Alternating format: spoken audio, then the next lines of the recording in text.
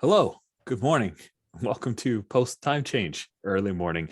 This is, my name is Rich. I use the he, him pronouns. You're watching my YouTube channel where I play amazing tabletop role-playing games with friends. This is part of Star Wars Saturdays happening on a Sunday because it's got to be a Saturday somewhere in the world, right? Isn't that how it goes? Or I don't know. It's Star Wars S. So like the S could be Saturday or Sunday, or if we had a midweek that started with an S, I could annex that in. Who cares? We are kicking off a 4-session series of Holdfast Station. Now, Holdfast Station is a game in playtest that was a stretch goal for the Kickstarter for Stonetop, which is a pretty cool game. And Stonetop's a evolution of Dungeon World, powered by the Apocalypse engine. And I came into this like, oh, Holdfast Station is a sci-fi version of Stonetop. It's not exactly. It's got some of the themes and ideas of playing characters in the setting, and the setting evolves along with the characters, but it's pretty staunchly a Forged in the Dark game, which is still powered by the Apocalypse. It's totally cool. I've had a whole summer full of Forged in the Dark, so I'm not intimidated by this. However, if I'd run this like 6 months ago, I might have been, but now we're good. It's also very clearly written. It's a 28-page PDF. This is the Trust Cycle Blind Playtest rules that we will be participating in. And the Trust Cycle Blind Playtest rules are written in a scripted manner and in hopes of providing useful playtest feedback for Holdfast Station. I am going to strictly adhere to those rules as much as possible. So just because we're people playing a game, let's go around the horn and do just a brief introduction of you, the person, and like, tell me a bit, why did you sign up to play Holdfast Station, especially Cody? Because for Cody, after time, this is like, I think it's like 2 a.m. for you. I don't know. I can't do math. Time zones just infuriate me. But let's start with player one. You can't see those on Zoom, but I like put player numbers because there's a bit of like directing questions to different player numbers. So player one, if you could introduce yourself and tell us what brought you to Holdfast Station. Hi, I'm player one. My name is Sherry. I came to play Holdfast because Rich said, hey, I'm running a Star Wars Saturday Blades in the Dark kind of game. And I'm like, what? All right, I'm there. If I had known that it was going to be this all-star cast, I would have said, yes, yes, yes, first in line. But it turned out very lucky for me. I'm looking forward to this. Awesome. Thank you. I'm glad that you were ready, player one. Player two. I am player two. Hi, I'm Greg. I use he, him pronouns. I too am excited. I've played Stonetop and then very quickly perused the rules to Holdfast and went, oh, this is Forged in the Dark. And I'm excited for that as well. So here, I'm looking forward to it. And I'm going to probably shoehorn a droid into this somehow. So. And now player three. Player three has entered the game. Hey, I'm Cody. I use the he, him pronouns. I am just stoked to play this game I've never heard anything about. It sounds interesting. The fact that it has this really structured setup. I mean, I'm nothing but intrigued to give this game a try. It seems pretty different from what I'm used to. Thank you. Ready, player four. My name is Steven. My pronouns are he, him. And I love Star Wars. I play a lot of Star Wars. Rich put a Star Wars Sunday game up. I tried to get into it. I was lucky enough to get into it, so that was the whole reason. And I'm willing to try lots of different things. I come from a very trad background. For the past 5-10 years, I've been playing a lot of story games. And I'm interested to see how some of these mechanics work. Awesome. All right, I am going to share. If you have the PDF up, players 1 through 4, feel free. But I will be sharing the screen for this PDF that I have, and I begin reading. There's some box text, friends. We're going to play a story game. In it, we'll build a world, people it with characters, and tell stories about the drama of their lives. I will play the role of Central, sharing in the telling of the story and helping everyone participate. Before we get started, let's go over a quick rule to make this fun for all of us. Since we value each other more than the story, we will use the X card. If you make an X with your hands, type an X into chat, pass a note with an X on it, or otherwise indicate an X, whatever you identify will be removed from the story. You don't need to explain why, just say what you don't like and we'll remove it so we can keep enjoying the story and each other's company. Now, we will be taking turns reading the following statements aloud. And we will start with player 1 and just head and we'll go in circles 1 through 4. I get to rest for a moment. Oh, Sherry, you're on mute. That's just classic. We are miners in the far out, the edge of known space. We are diggers who do the back-breaking work in the mines. We are stitches who tend to the injured and cultivate food. We are riggers who fix what's broken and keep everything working. We are bot jocks who pilot ships and drones. We are specs who keep tabs on who's working, what's mined, and how much is left to breathe and eat. We may not be family, but we need each other. Every life counts. 3 pillars keep us going: our trust, our station, and our health. Excellent work, you guys. I mean, you should pick up a gig as readers. I'm so happy. Now let's find out what the asteroid mine you live in, your Holdfast, is like. I'll ask each of you questions in turn. Answer whatever you like. But if you need inspiration, feel free to use the list of possible answers. I'm going to be writing your answers down on the Holdfast sheet, which is on the character keeper I have not shared with you, per the rules of this game. So we'll start with player 1 again. As you give answers, I'll ask clarifying questions like, and other players can also join in the discussion, though the final decision is yours. Player 1, we've been here. Oh, we've been here longer than we planned. Mm. Definitely. This Now, was like a 10-year mission and we're on year 14.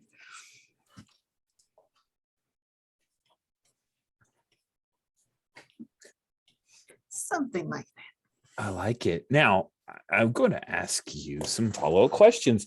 What has held you over? Is it delays in completing? Is it delays in people being able to ship out? Why are you here longer than you planned generally? That's a good question. Let's see here.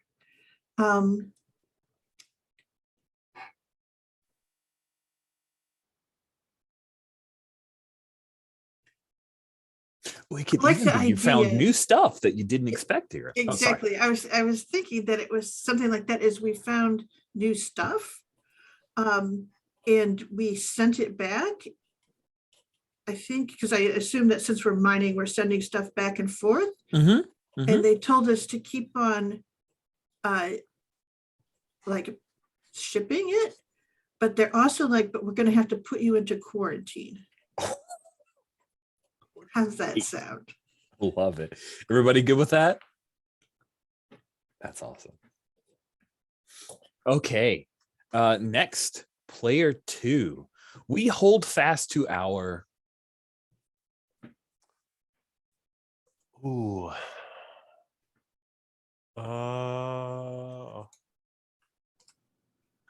Gosh, data is such an interesting one. I'm not even sure what holding fast to our data means. I'm gonna go with independence, actually. Interesting. I think I assume in the brief timeline discussion, we are post Return of the Jedi, pre-Mandalorian, right? Like that's yes. Okay. Yeah, I think we're an independent outfit, and have been since before the Civil War, and want to be post Civil War. Independence. Okay. I like the idea that we're kind of isolated here, but we've been watching like all the news feeds and stuff like that and like rooting for it. And that's true. So this whole like we're really started separate during from the it. Empire then, right? Yeah, Yeah. Oh, that's super interesting. Can I ask a question? Yes. Do we sell our product to one side or the other or both? That is a great question. Free market, baby. No. I was thinking if we're miners, we're here for a company, and what that company does isn't up to us. So I it's see. less like we're an independent nation as much as we're just, like a company town in this asteroid is kind of what I'm getting so far. And maybe Yes. that's just over our heads. But we root for independence. Does that make any like? Yeah. It's like a sports team thing. That's great. Yeah, I think it's like we were we didn't want the empire to like come in and like short sell all of our product, like cut us on price. And we're there might be some trepidation that the New Republic will do the exact same thing. It might be too early to get into specifics, Yeah. but I like the idea that maybe there's been another mining operation that had that happen to them. Yeah. Oh, yeah, that could totally be we could have a character who came from another mining operation and spread that rumor. Okay, yeah.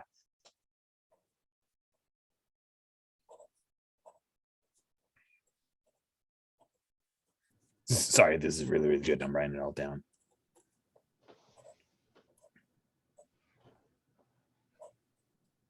Good God. I can't. Quick spell. question. Are there central prompts for each of these answers? There are some Okay. there are some things in the later in the PDF talking about Okay. building on the answers that you guys provide. Absolutely. All right, player 3. The most beloved person in the Holdfast is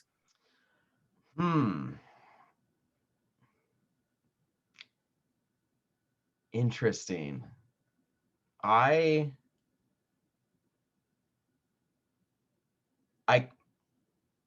kind of like a child. The idea that they were born since the Holdfast has been kind of on lockdown and in work, and they're the most independent of all of us because they're completely separate from the previous way of life. And it's kind of like a mascot almost to the Holdfast that it's like, life takes root anywhere. I think I'm gonna go with the child. I think that. cool. I had hopes that such an answer might come, and I was wondering if this might be the child. I think that's exactly the child. Yay! It's amazing that you found the picture from my mind. Yay! Hooray. Sorry, I've been watching a lot of Amber Ruffin lately, so my yays are very Amber Ruffin-esque. Thank you very much. Now, player 4. Our source of joy is I'm going to say food and drink. neat.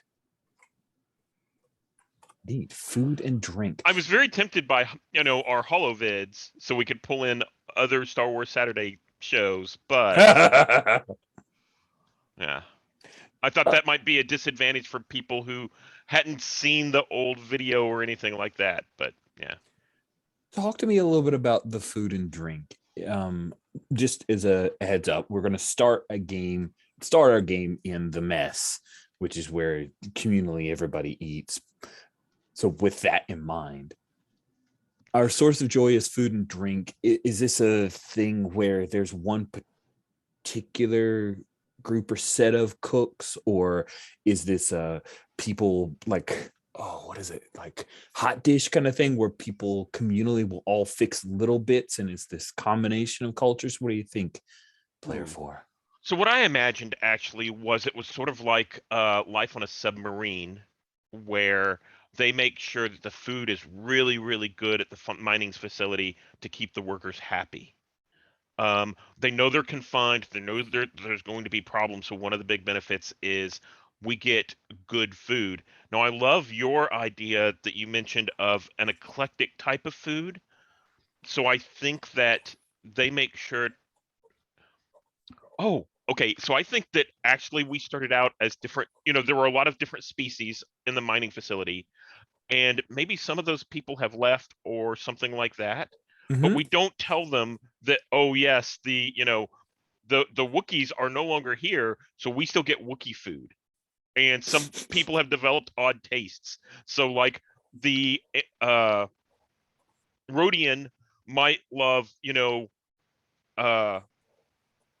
Ewok food or something like that. Nice. That's wild. It's That's gotten really very, cool. very eclectic here because we've gotten used to having such diverse food and such good quality food.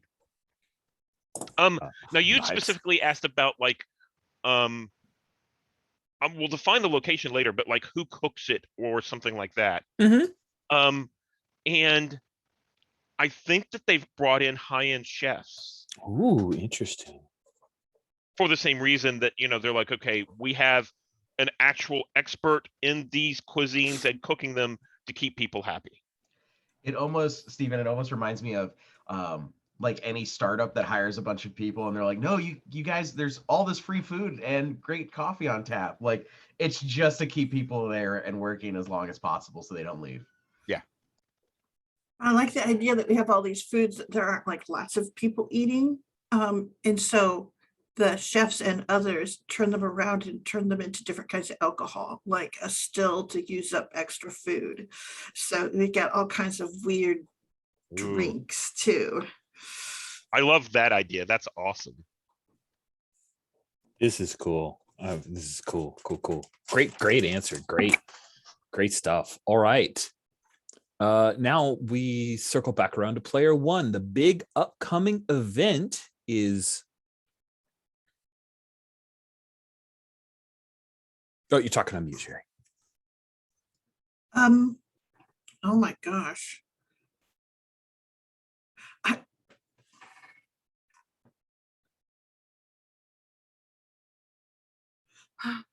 like the idea of a wedding.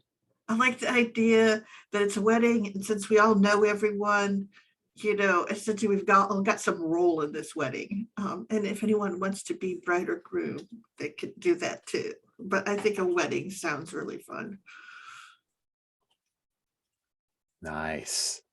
I want to earmark that we will discover more about the wedding as we create characters. But we have a big wedding. It's a big to-do. Let me ask you, player one, is this the first wedding? Because you guys have been here 14 years. Is it the first wedding or the most recent wedding or just the most exciting wedding? What do you think? I think it's the most talked about exciting wedding because it's a pair of people that everyone was like, oh, they were fated to be together, but they fought it for so long. It was one of those travails of them thinking that they knew better and they weren't going to fall for this situation.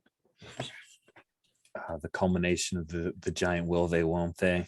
Yes, exactly. Very cool. I love it. I feel some like rom-com, some Shakespeare. There's a whole bunch of that going in there. I'm into it. That is great.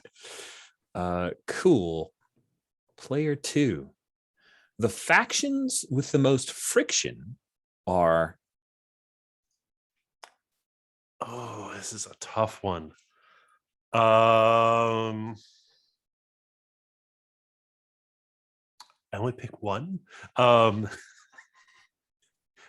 D, all of the above. No. Oh boy. I think because we've set up this wedding, I'm a little interested in extended families. Oh yes, that sounds good. And just because I really can't pick just one, I'm also interested in management. But I think the extended families, I think this can tie back to some degree to our independence. I think there's we've been out here so long. There's these deep family ties. I imagine, just to kind of keep it dense, maybe there's 2 or 3 families, right? Montagues, Capulets, and the Monte Capulets. And there's probably some pretty deep-seated in the older members of that family. There's some deep-seated thoughts about the Civil War, and there's some deep-seated thoughts about what was our Yeah, like but I think there's a wedding happening probably between two of those Yes. families, right? Yes. It's not like, yeah, obviously not married within the family. So it's it's a marriage between the two families. And yeah, it's this sort of it's probably a relieving of tensions and an escalation of tensions at the exact same time. Yes. Right. A lot of hope, but a lot of fear. That is really cool. Oh, great, great, great, great. That's so good. May I ask a question? You may. Yeah. So you said extended families with management. Is Yes. the management aspect of the families, or are the families the managers here at the mine? Ooh, You know, maybe one of the families is sort of just like the historical management, ooh. right? And by historical, you mean it passes through that family?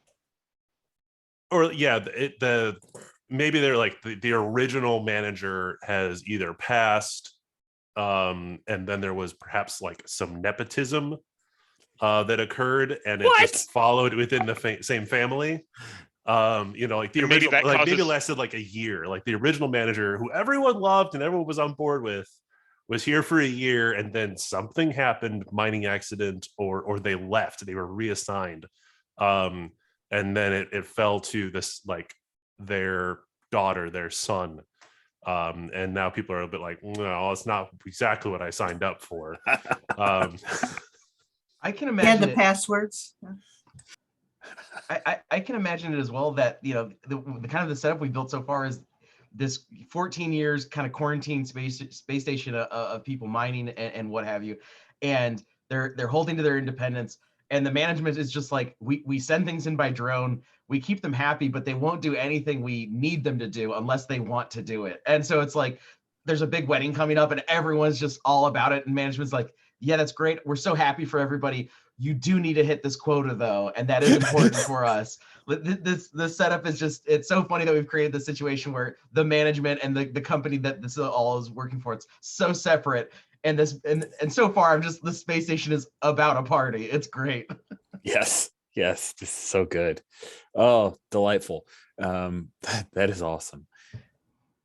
All right. Now is so just to check in before we move to like, I want to make sure we give enough thought to management.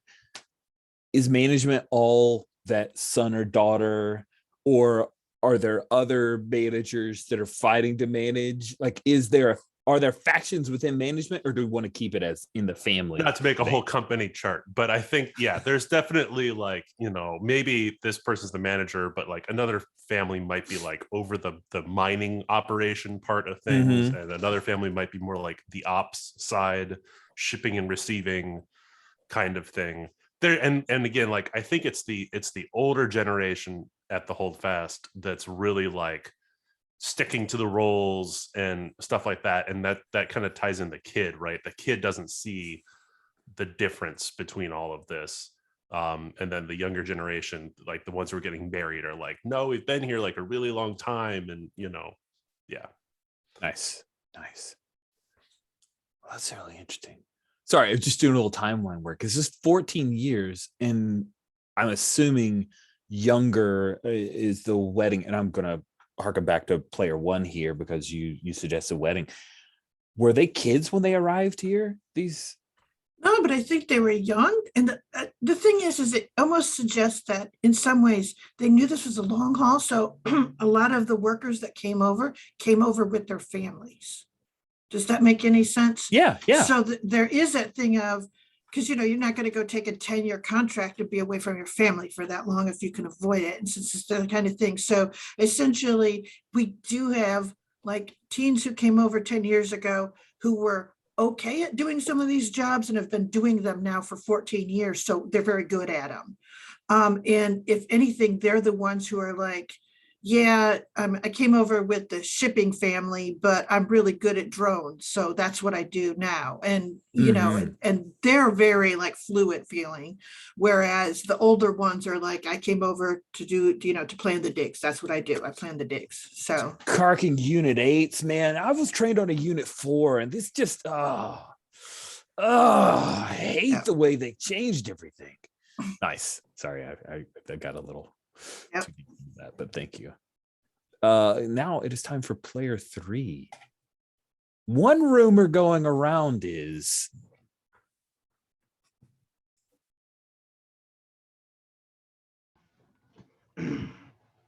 I like this. I like this a lot.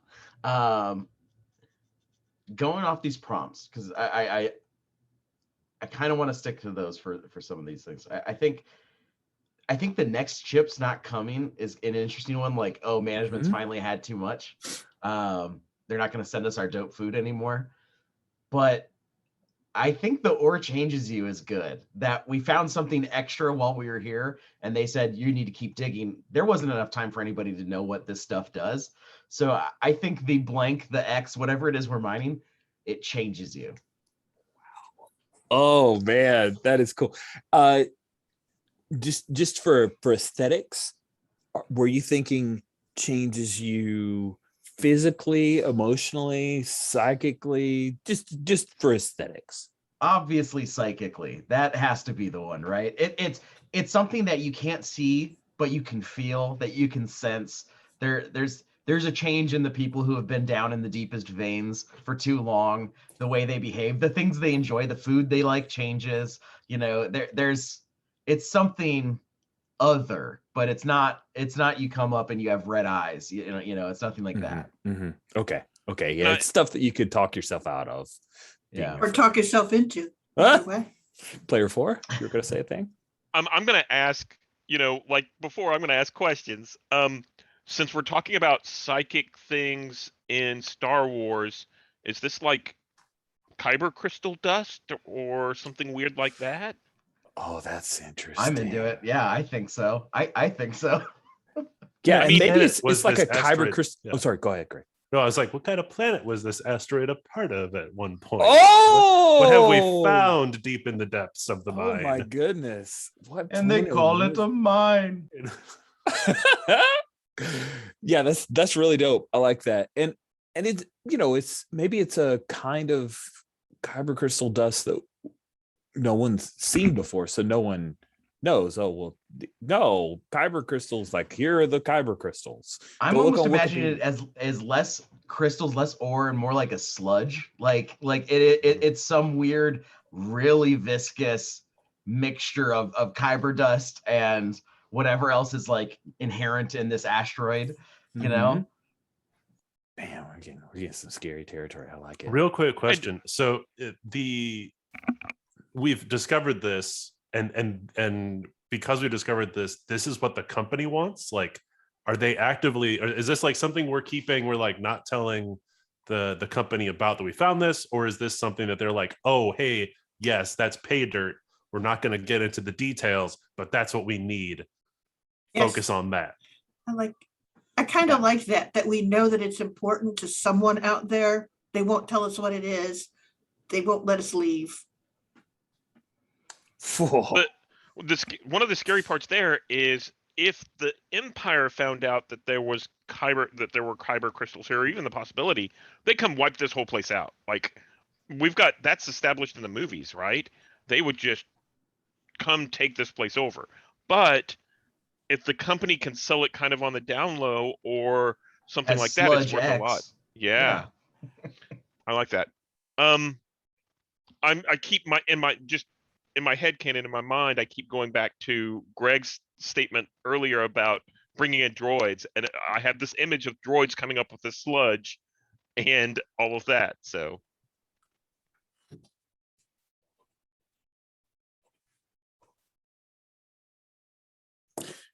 That's awesome. Good stuff. Good stuff. Player 4. The name of our holdfast is. So, okay, I always struggle with names, but luckily I looked ahead, so I went to the name generator and looked up stuff. I think the name of this holdfast is Erebus Colony, Erebus Colony, but everybody here calls it the Sheath. Wow. And I think the Sheath has to do with the way that things are mined. Unless that gets dirty. I'm into it. Okay, explain good. a little bit more. What do you mean by the way things are mined? I don't have a clear idea, but I think that in my mind, especially since someone said that it's now it looks what part of what we're mining is a sludge. I imagine it's sort of like an oil rig. So there's either a large tunnel that we call the sheath that miners have to go down, or there's a drilling operation that goes down some kind of tunnel, something like that. I was gonna say like you sort of drill oil by drilling, and then you like fill in the sides so that it doesn't collapse in on itself, and that's also a viscous fluid. So I think it's kind of cool if is the whole station like where we live, is that like the original sheath part, like a really big borehole is where we live, and that's the original sheath, and that's why it's called the sheath. But now there's all these like spider tunnel things going out I with love droids that. going doo, doo, doo, doo, doo, doo. I love that. And basically, Okay. the active part is the bottom portion that's still being drilled, but we live in the upper portion. So that I love this. Sorry. I love that. Does that mean that the place where you're living now maybe isn't the original established place? Like there was on the surface of the asteroid was maybe station 1, and then you guys moved down into the bolt hole at some point and had new digs. Does that make sense, or is that adding complexity without interesting? Yeah, I think that's, from what I understand, I think that's exactly what we're talking about. Okay. Is we originally had a colony on top and underneath started digging, but over the 14 years, that dome is probably still there, but because of the commute, we've probably gone down lower and lower, and established much deeper our living quarters and where we stay, so that it's closer down to where the actual dig is. Does that answer the question? Yes, I was writing it down. Okay. Everybody cool with that? That is neat. Cool. All right. Dwellers. Now that we know where you live, let's decide who you'll become. Now I will be sharing the character keeper document with the players, making sure to give you edit access. I will stop sharing the document so you can focus on your sheets. I'm actually going to pause the recording for just a minute. All right, the character keeper has been shared with everyone, and now each of you will take on the role of someone living and working on the station: a rigger, a digger, stitch, specs, or bot jock. Feel free to look at the sheet for the jobs that you are interested in. Pick a job that sparks your imagination, and don't worry if 2 people have the same job. What you do doesn't define who you are, and I can make a copy of any of those job types and give it to both players. Yeah, so let's talk a little bit about jobs. I'm going to start with player 4. Player 4, did you have a particular job type that called to you the most? Or what's your top 2, if you can't pick? Yeah, so my top 2 are probably the rigger and the bot jock. Rigger and bot jock. And just to make sure, I'm going to read out loud what they do. Riggers fix what's broken and keep the tech where we rely on from failing. And bot jocks drive the drones and pilot the ship that the Holdfast relies on. Nice. Player 3, what are your top 2? Or if you have one that you just gotta have this one. Yeah, my top 2 are, conveniently enough, digger and stitch, I think, are the 2 I'm most interested in. Player 2, what are your top 2? Or if there's just one your heart's set on? Spec or stitch would be my top 2. Probably in that order, honestly. This is looking really good. And then player 1, what are your top 2 or your very most wanted one? Let's see here. I think stitch or rigger. And I would be perfectly happy with either of them. Then I think player 4 will take, well, it's your choice. No one asked for bot jock, and it looks like Sherry and you both took rigger. I'll take bot jock. Okay. Yeah. Player 3, you had digger and stitch, And Stitch is also on player 2 and player 1's list. Yeah, just a question for the other folks who are interested in Stitch. Were you imagining playing them as a medic or a cook? Because I was thinking of it like a chef. You should go for it. I was Well, thinking of a I- gardener, but actually I think that works better as spec anyways. So I think I'm gonna go with spec. Okay, cool. So player two. I'd be happy to go with Digger since nobody else wants that one. So Sherry, you can do Stitch. But when I saw it and it's like cultivate food, I'm like, we gotta have a chef somewhere in this thing. Oh no, but I think you should play a chef.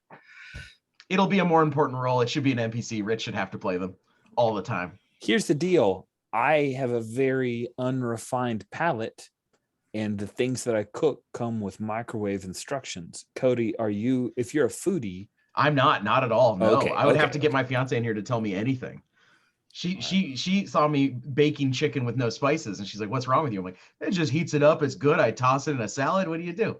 Yeah. So no, I should not be a cook. I know I will nothing. pull from many people as we talk about these foods. There will be questions of, X species cuisine is like what, and we answer it. So we're committed to this whole different cuisines thing because I think that's amazing, and it's such a fun way to explore Star Wars through food. So we got player 1. Are you going Stitch or Rigger? Oh, rigor.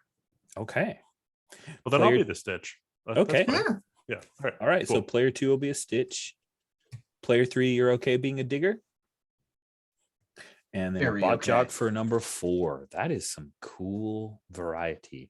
I am excited. That means you can take a look at the thing and let's see. We have a rigger, we have a digger. Sorry, I'm now going through my list and making sure. We have a bot jock and a Stitch. Yeah, we have 4 playbooks and everybody was able to settle into one. Great work. All right. Now, pick your character's drive. That's what motivates them to work and strive. You can write your own or pick from the list, which is a drop down, whatever feels best to you. The opposite of drive is your downfall. I'll pause for a moment and make sure everybody has a chance to choose your drive first.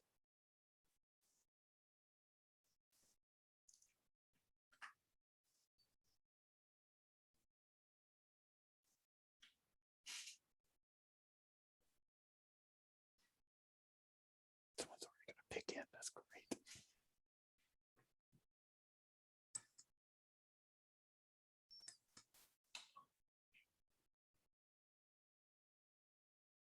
I just realized there's nothing to put in here what the player's name is.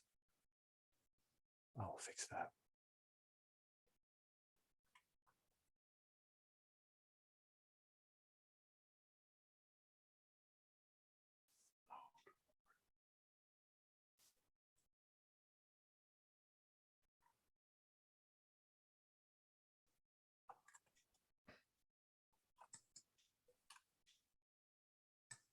All right, some people are moving ahead. So I will quickly go on.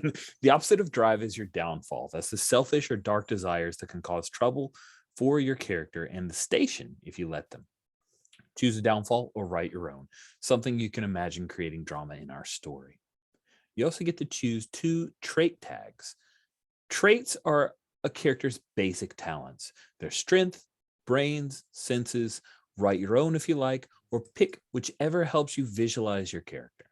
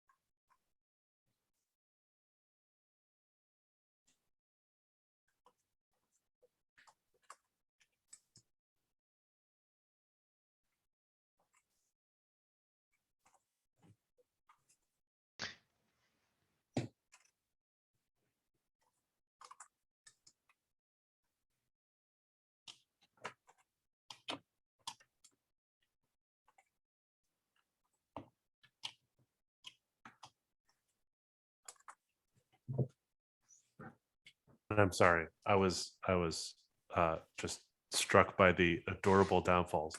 Hmm? Traits do what again? Traits, they are a character's basic talents, their strength, their brains, or senses. They are used mechanically to get you dice. Okay.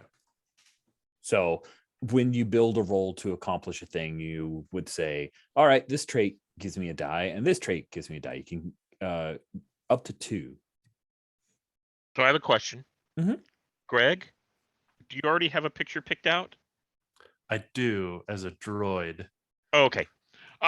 Whenever I looked at the picture, I was like, is that a Dianaga? No, it's a recycling droid. Okay. So let me ask you a question. The direction I'm going right now as bot jock is I'm a roboticist.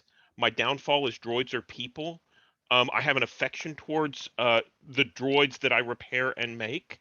That seems to tie a lot into your wheelhouse as the Stitch. So I wanted to ask you, is that too much overlap? I don't think so. I mean, I very quickly could just not be a droid too. Oh, Because the system, I think there's an interesting assumption that the system is making about robots. But I think it'll work okay. okay. Yeah. Okay. Because I don't think I imagine, are you more like you're like the digging droids? Because the recycling droid is probably not involved in that at all. That's right. I think, yeah. What does a gimmick do? A gimmick. I've already moved ahead. A gimmick is a memorable sorry. quality. It's okay. A gimmick is a memorable quality that defines how a character looks, sounds, and seems. Pick whichever feels interesting or evocative, write your own. And I don't recall if gimmick had a mechanical impact or if it was just a role-playing thing. So let me check real quick.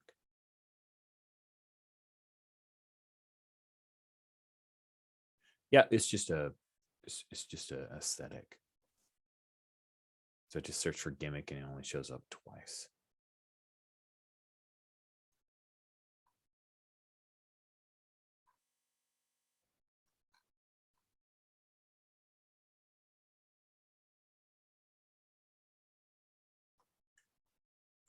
And then a gear is always part of every sci-fi story. Pick or create a thing your character carries that might be useful or interesting.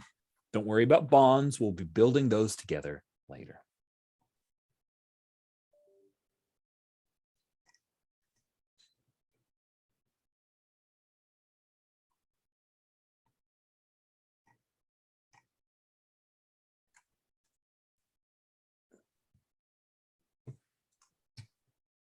So player 1, I see here that your rigger has a drive that nobody dies.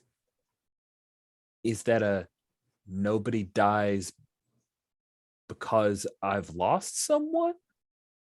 Or is that nobody dies because nobody's died yet and now it's my responsibility to make sure that keeps happening? What do you think? Yeah, I think I think it's a family thing. Like her dad was like, nobody dies. That's your first priority. Whatever you do, you're making sure that people are safe first. Oh, big on safety. Nice. So this dad who's all about nobody dies, is he dead? No, Okay, good. So he's kept to his own rule. he's on a different team.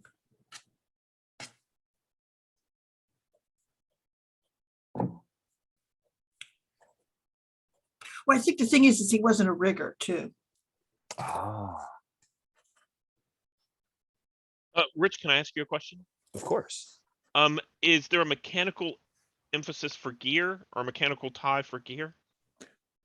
Hold on. Let me read ahead. Because it feels like there should be. But I remember it just being traits add dice. But that just seems so right. So let me double check. Because I would be like, yeah, of course, but I don't want to. I don't think break it the matters, rules. but I might, if it's just role play stuff, I might do something else.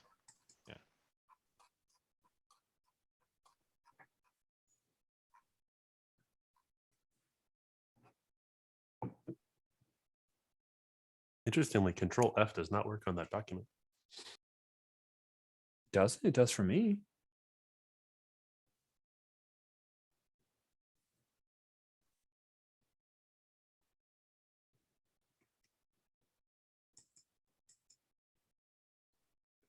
Actually, that gear can be used like a tag.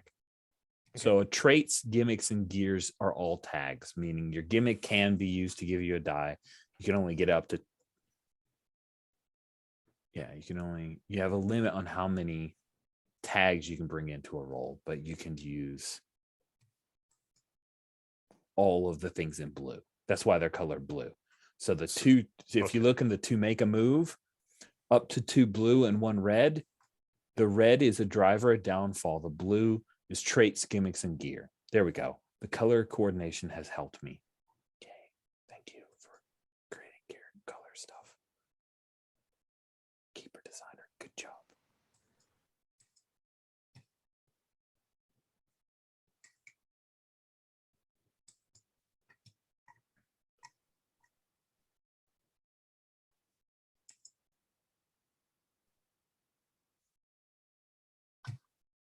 All right, let me go back up to my reading thing because I think I'm supposed to read something in a minute.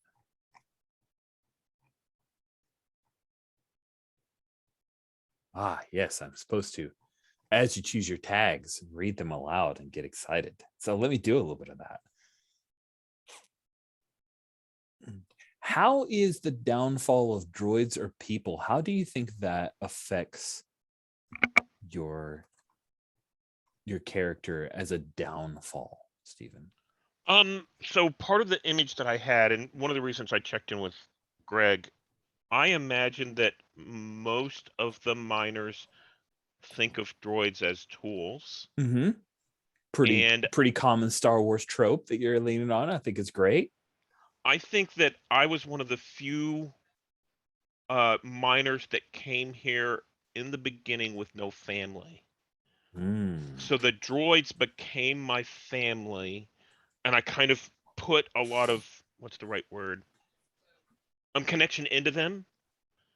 So therefore, I think that one of the entries I think under the downfall was robots are greater than people, or something like that. And I think to spin that in a Star Wars way, they are people. And I think that might make me more quirky than the rest of the miners, because there's a little bit of contention there with their tools. We don't want to die. If a droid can do it, let's put a droid in a more dangerous situation. Nice. Does that work okay as a downfall? Yes, I think so. Okay.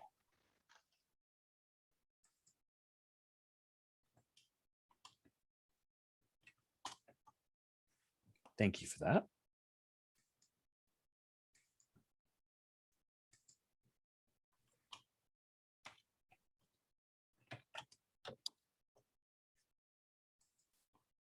Let's see here. Let me take a look at our digger.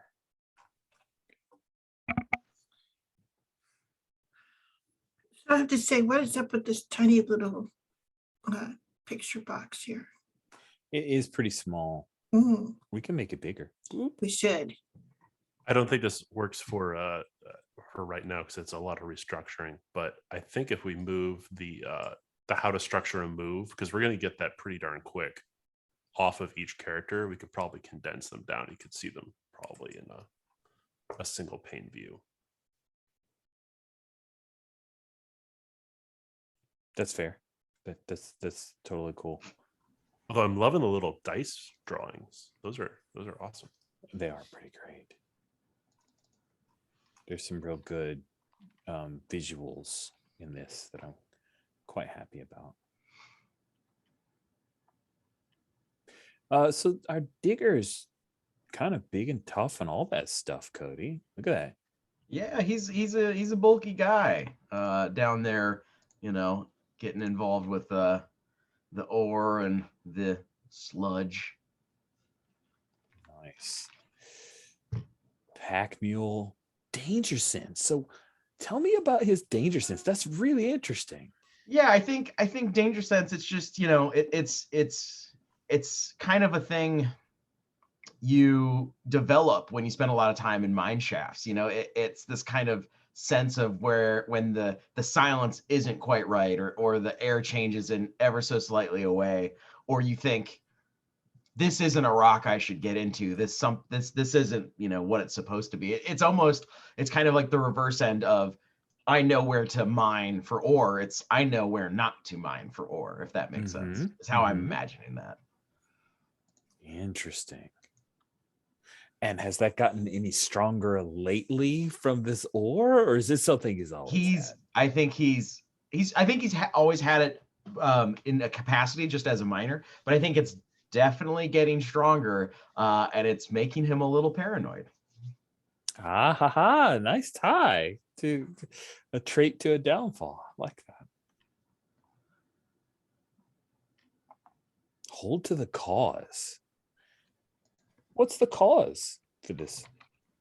The cause is what they came out here to do, which is they came out here to mine independently, and that's the cause. And folks who are thinking about enlisting, or, oh, when I get off this rock, I'm doing this thing, they're not sticking to the cause. They're thinking beyond, and you can't do that. Oh man, like an interesting, almost Zen-like approach to, yeah, this the cause is, yeah, I like that. That's interesting.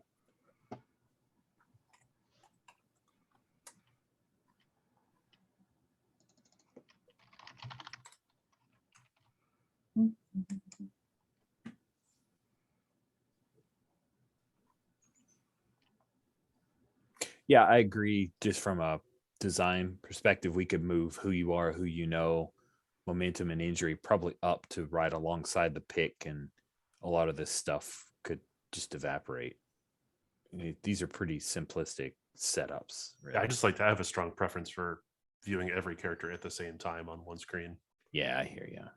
Well, that wasn't in any way possible on the original design.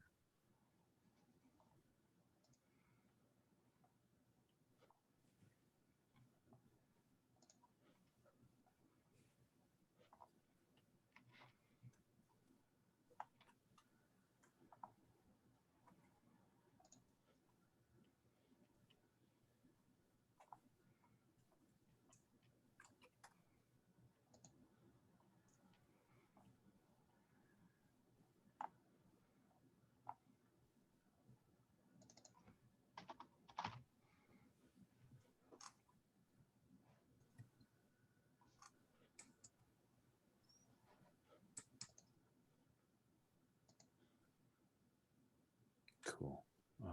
Let's see here. Oh man, very cool pick you found, Stephen. That's nice.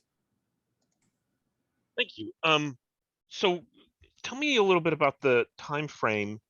If we arrived here 14 years before, and we're now in between Return of the Jedi and The Mandalorian, would that be around the time of A New Hope whenever we arrived, or would that be before? Cody will help me with this because he's really smart. I think that the time, yeah, I think it was New Hope, like before New Hope, because I think New Hope to Empire to Return is just like 6-ish years, something like that. But there's a long period between Revenge of the Sith and A New Hope. Yes.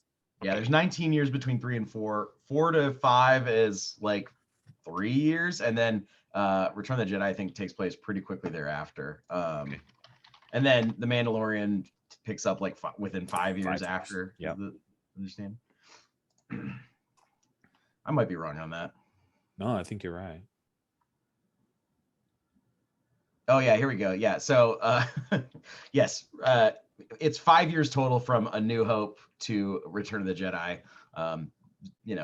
3 years to Empire Strikes Back, and then 2 years to. So if this, we would have been coming out here during like the peak of the Empire before the Galactic Civil War.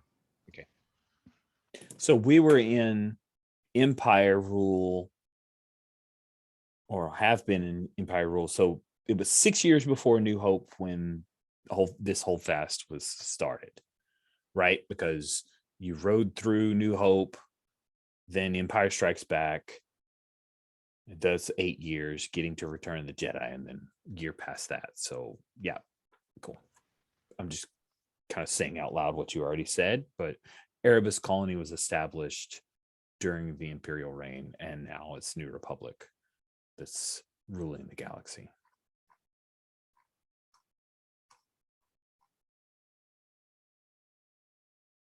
Cool. All right. And let's see other cool bits here. Here's voices. Tell me a little bit about that. Here's voices for our bot jock. I think that ties into her cyborg connection, and she's hearing the communication going on around between the mechanics and the equipment. Interesting.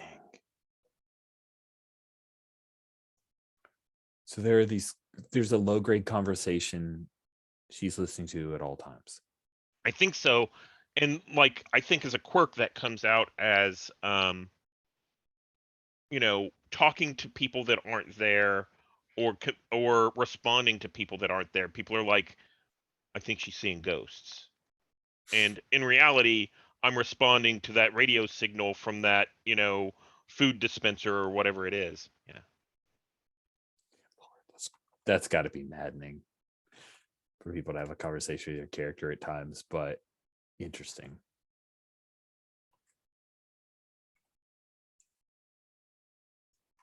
And then JJ2. Yeah, I'm waffling back and forth between being a droid or being an Athorian. Can't pick. Roll a die. I'll stick to the droid. Yeah, JJ2. Yeah, he, they. I think there's a JJ1. She, they pronouns. And we're sort of the cultivators of the on base greenhouse kind of area. And I think JJ1 is just probably in JJ2's eyes, insufferable. At this point, it's been 14 years, and it's just I think my favorite one that I picked is the always on a side hustle. Looking forward to that. Yeah, I think JJ is always, there's not enough people here to really have a quote unquote black market. But JJ is always trying to work the system or get somebody something they need for a price. While cultivating the greenhouse. That's very fun. Cool. All right, and let's just double check. Looks like folks are. Oh, Steven's still struggling with name. Sorry, man. Oh, I like the pick of how do you pronounce Sherry? Your vigorous name? Valenzar. Valenzar. Nice. Mhm. Valen. The picture for Harry is great. I'm a big fan of that pick. He looks tough. He is tough. Because he has to be. Gotta be. Good stuff. Big cinnamon roll. There you go.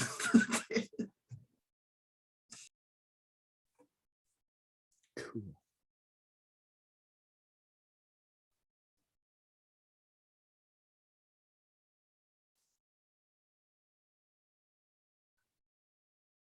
Okay. Checking in, Steven. Is there anything I can do to? Oh, it looks like you're on the name thing. Have you stumbled into a name?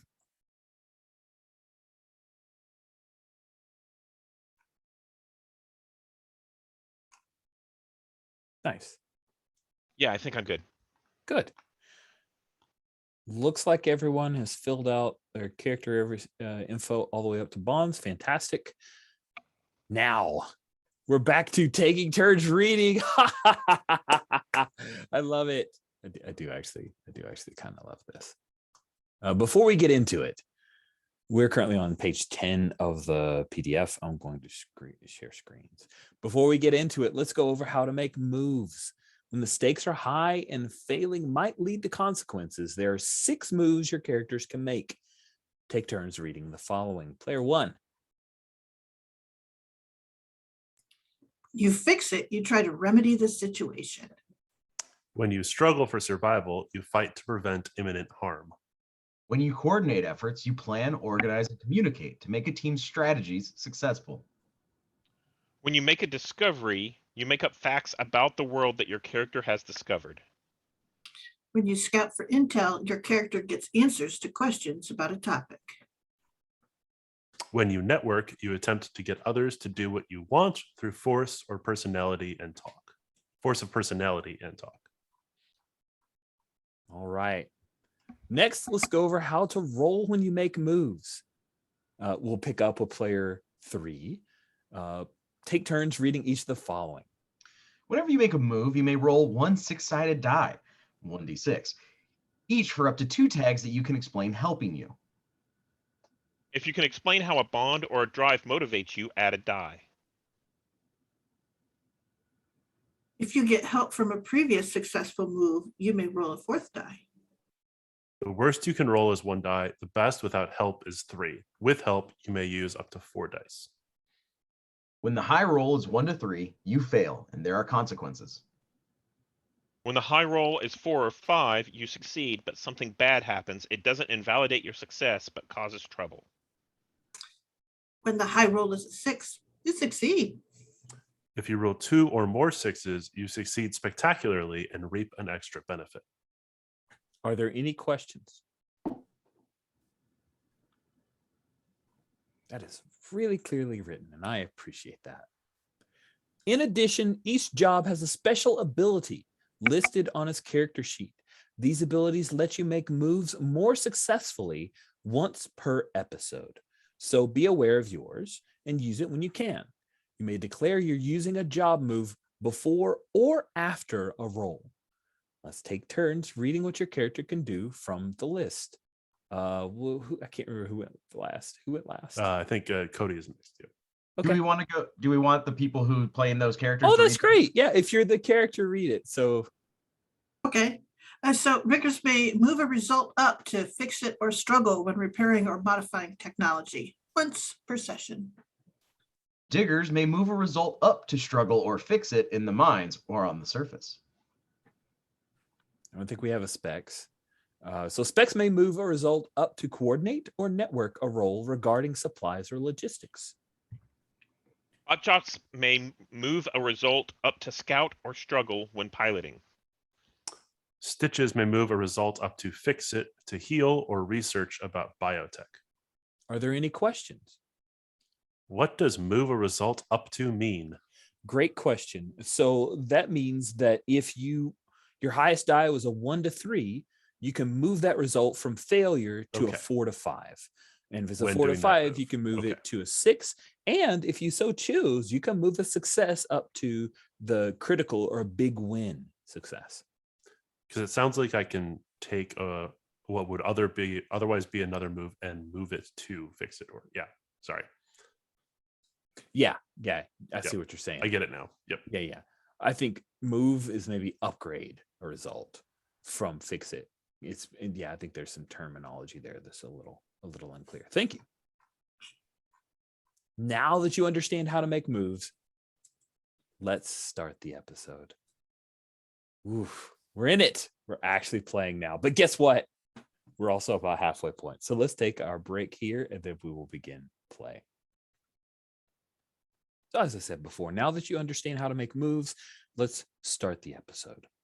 Welcome to The Mess, where everyone congregates to catch up on the latest rumors, swap the spit, eat, and unwind before or after going on shift.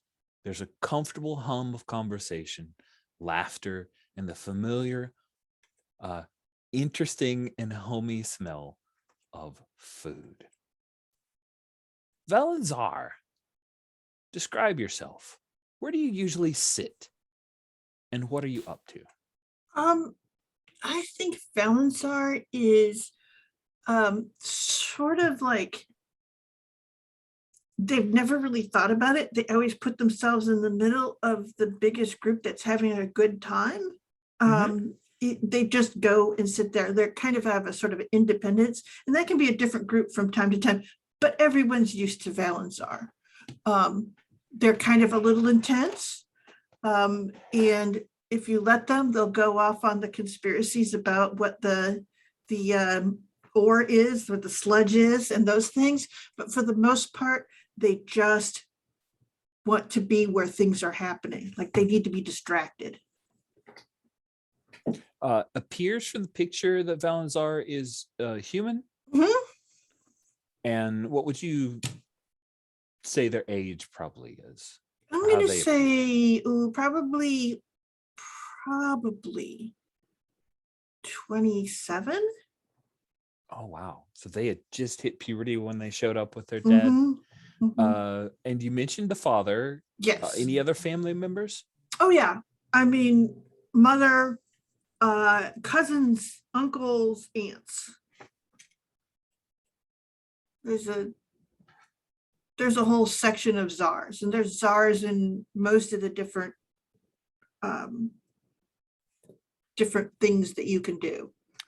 Are the czars one of our three families? Oh, that's interesting. They could be. Yeah, we could say yes. Okay, one of the families. Excellent. So Valen, now do you have a specific, like let me start again. Valen, with the weird cuisines that partake, do you have a specific palette, or do you just take, oh, this is the weird food of the day that the chefs have provided? I think that is very much a sort of that is that ritual that Valen always does, is whatever it is that's novel, or that is sort of the featured thing, that they will always try it and they will eat it down. Like whatever serving they take, they never waste a bit. They will never back down on it, even if they hate it. Never back down. Okay. Yeah. Then let me ask Greg, what is the cuisine, like what is the species origination of the cuisine of the day? Species helper. It's Tigruda. The grass. Oh yeah, it's a Tigruda, like wheatgrass shots. Oh wow. Oh, and have we done like a series of different flavors of them? So you get like a little tasting tray of wheatgrass shots. Yeah, it shows up in Something- like a little tray, like 3 or 4. Yeah. Fun. So you sit down in the middle of a group to be in the middle of things. They're chatting about, and let's say that they are chatting about the risk of a cave-in. There's someone who's like convinced that the struts, that they've changed the metals that are supporting the caves, as you guys keep delving deeper and deeper, and one of the know-it-alls says, well, you just keep going into the core, what do you expect? And someone says, no, we're taking all the right precautions. And that's the general chit chat that's going on. Where does Valen fall on that? This is too risky, or no, we're taking all the appropriate measures? Oh, I think Valen stands up and goes, well, I will go down and check then, right after the meal. And then So that sort of thing that you kind of cut it off as like, okay, you said this is it. I'll come back and tell people, whichever it is. Nice. After you make that declaration, Valen, someone is coming over. It's an NPC. Mhm. Who is it? Coming over to enjoy the fine wheatgrass tasting palettes, or just coming over to have a conversation with the others? Probably coming over to maybe sit with you, because this is someone that will have you create a bond with. Oh, okay. All right. So I think that, let's see here. I think that there's another droid. Let's see here. That I've known all my life. And let's see here. And they always have awesome names. So I'm gonna say, oh, we're good friends because it's VZ. And I'm VZ, so and that's why we've always been friends. Because anyway, because we're like twins. That's our thing. But VZ was a general utility bot. They've trained themselves on all these things, and like they have these little modules that they can put into a system with it, but they don't have like enough personal space to store them. But I have more, so I keep their extra modules, so that if they're switching their job thing, they'll come to see me so I can help them refit for it. Nice. I like that a lot. That is great, and that's a whole lot of. What's the rumor going on around? What's the rumor going around about VZ? I think that people have started to say that they see VC like in strange places that they shouldn't be, and it's like they see them there and they're tapping on something.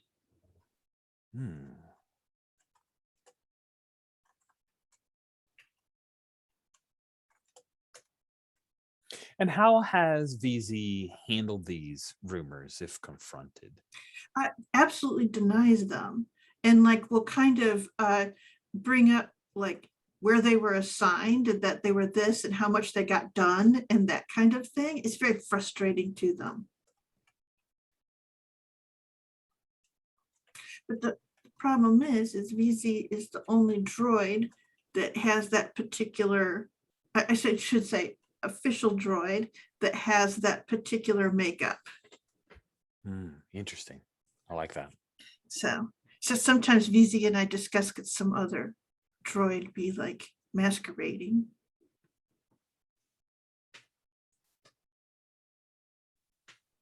Valen, how do you enjoy the wheat? It is pungent. This one is more pungent than this one. My olfactory sensors do pick up some of it, the pungence.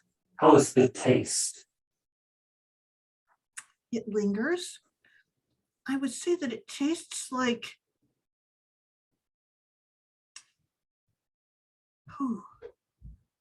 it tastes like red sun. Yeah. Definitely grass grown under a red star. Interesting.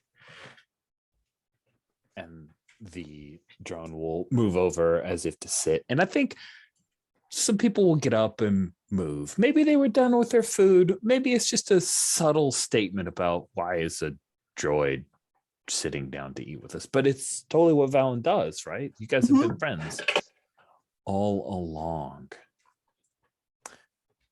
At that moment, your conversation, the fact that some people are leaving the area, that catches the eye of Illa, right? Illa Polden, is that how you're saying it?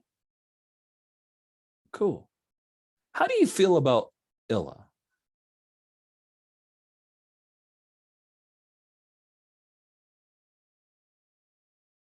Maybe we should pause to say, Stephen, please introduce Illa Polden.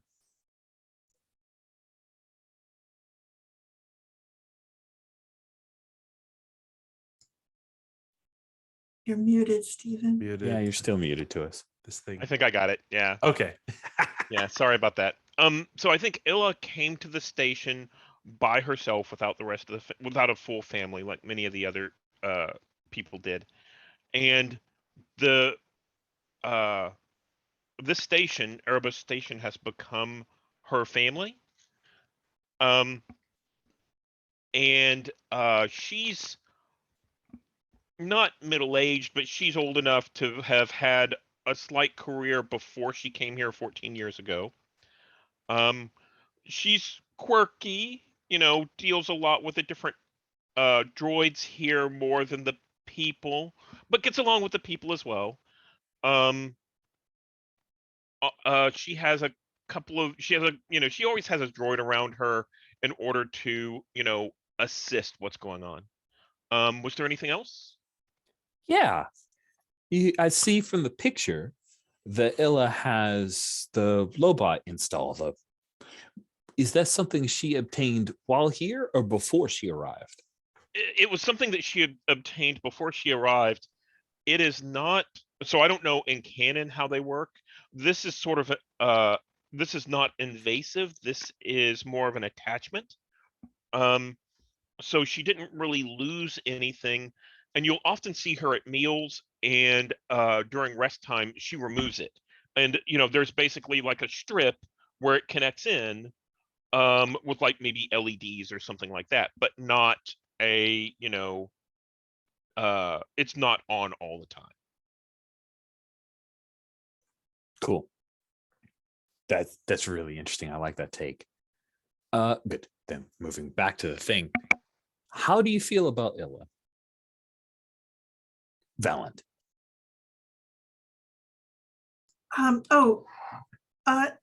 Illa is like a good person to know. And the other thing is that like me, Illa tends to pick a group and join it.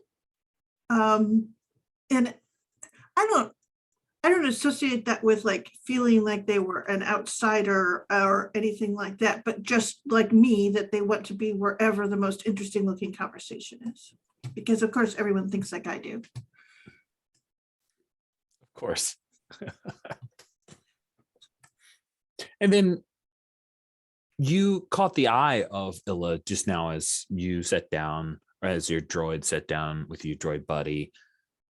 What look do you imagine the two of you exchange? I think maybe a little bit of, I guess, Illa, you would have heard about those rumors about VZ2, right? Yeah. And I do think that I had probably approached Illa to go, hey, if you see or hear about any of this that's weird, it's like really upsetting VZ that people are saying this. If you hear about like where they've seen it or anything, I would just tell me as soon as you hear it, because I want to look into this and see what's going on. It's just not fair to VZ. Yeah. So if you don't mind, I think I'm gonna make some world building here. Mhm. I think that the bots here are like repurposed clone separatist droids. Ooh. Okay. So like the vulture droids are the drones that we use, and I kind of oversee them. That's the equivalent of being a bot jock or a drone. And they haven't been memory wiped since they got here. I'm afraid, I think we're all clear that if we wipe them, they might revert back to a military state, or we might lose their ability to do the mining work. So we want to keep building on that, but that means that they have quirks. So this knocking, this knocking behavior probably isn't the weirdest thing we've seen with a droid, but probably upsets VZ that people are talking about it. And so I tell Vayland, I'll talk to VZ about it and see, if there's something wrong. Like VZ could be looking for someone. And, once we get I think basically, I didn't realize this, but I think Illa kind of works sort of as a counselor for the droids, trying to figure things out. And it's like, I'll see if they're missing something or they're looking for someone and see if I can't help them direct things. All right. Yeah. I appreciate you telling me about it. That is awesome. So Illa, you just got some food. Did you go with the wheatgrass or something you're more used to? I went with my usual. Typically, what they do whenever I come to the mess hall is they give me my usual, and then they give me a side of the food of the day. So I have like little thimblefuls just to see what the flavor is and what it's like, because it might become my new usual. My usual is a Trandoshan grub bowl seasoned with wasaka berries, and the wasaka berries are from Kashyyyk. So this is very weird to have mixed these two.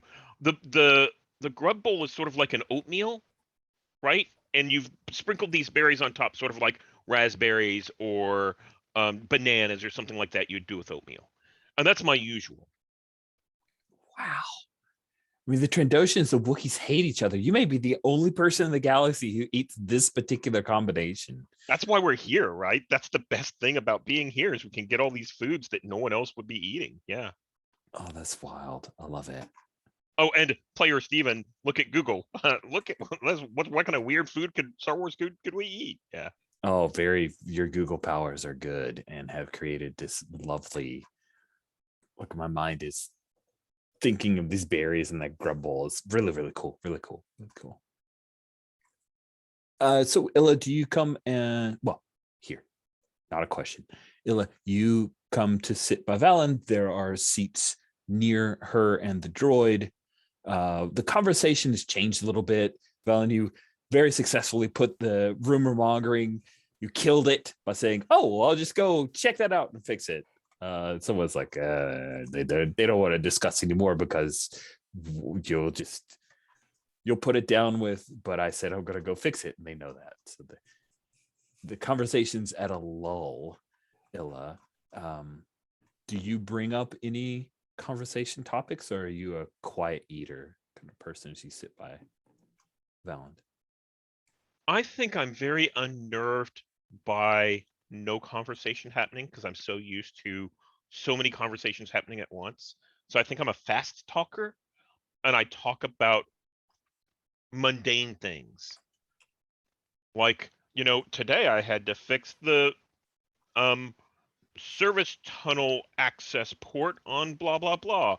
And it was funny, it was that red wire again. Like, everyone finds that fascinating. Valen, how do you handle the "I'm going to do work" talk as if it's super fascinating chatter? Oh, I go, I do the thing of, she kind of goes, and then she stops and she goes, "Same red wire?" Yeah, same red wire as yesterday. And I go, "Tell me where it is. I'll go take a look at it."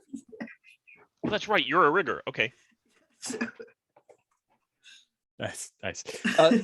Illa, your conversation draws someone in, though. Maybe they have dealt with the red wire, or they want to shut this stuff down right now. Who is that? This will be an NPC. Okay. This isn't someone who's fascinated with the red wire or anything like that, but they're fascinated with that corridor. I think there's something really important down that corridor. Let's say that's the school, right? Ooh. That corridor leads to the school for the children. This is a Rhodian named Preeti, Preeti.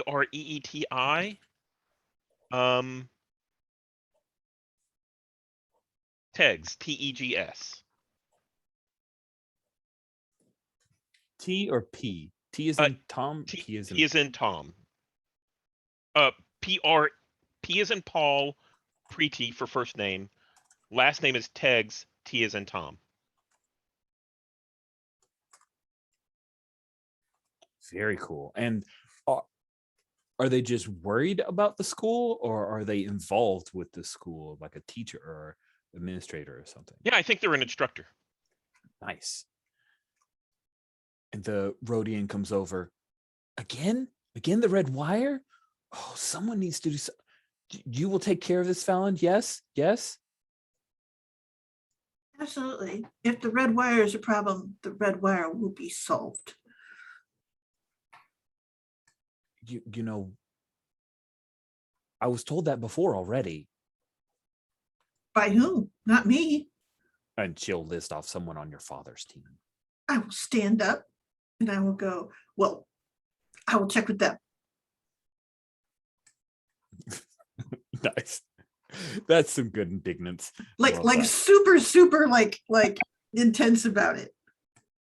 That is great. That is great. I think. Oh, pronouns for Preeti. She, her. Cool. She says, oh, yes. Well, yes, if you could just get it fixed. That's what matters. She's trying to redirect, like, I wasn't trying to start a fight here. Hold on. but she'll also be pleading for her case. And she sits by you, Illa. What's the, other than she's interested in the corridor, what would you say is your relationship with the teacher here? Is she fascinated by your stories or just polite? What do you think? So as far as, just mundane talk, everyday kind of talk, I think she's kind of put out by it. She's like, this isn't useful. But I think I'm fascinated with, okay. I talked to her quite a bit because she has training and how to deal with children and how they develop. And the droids are getting quirks sort of like young children. So they need to learn how to deal with things that they're not used to. Into it. That's So cool. I think I see Preeti sort of as a mentor. An unexpected mentor because I didn't expect to have part of this job. That's cool. That is really, really interesting. Okay. Sweet. All right. Now, based on the script so far, each of you, Illa and Valen, choose 2 characters to form a bond with and write them on your sheet. I'm doing this at the halfway point, but just to give everybody an idea. You can form a bond with player. Actually, let's just do one. We'll introduce some more characters in just a moment, but at least do one. If you've got an idea for 2, that sounds great.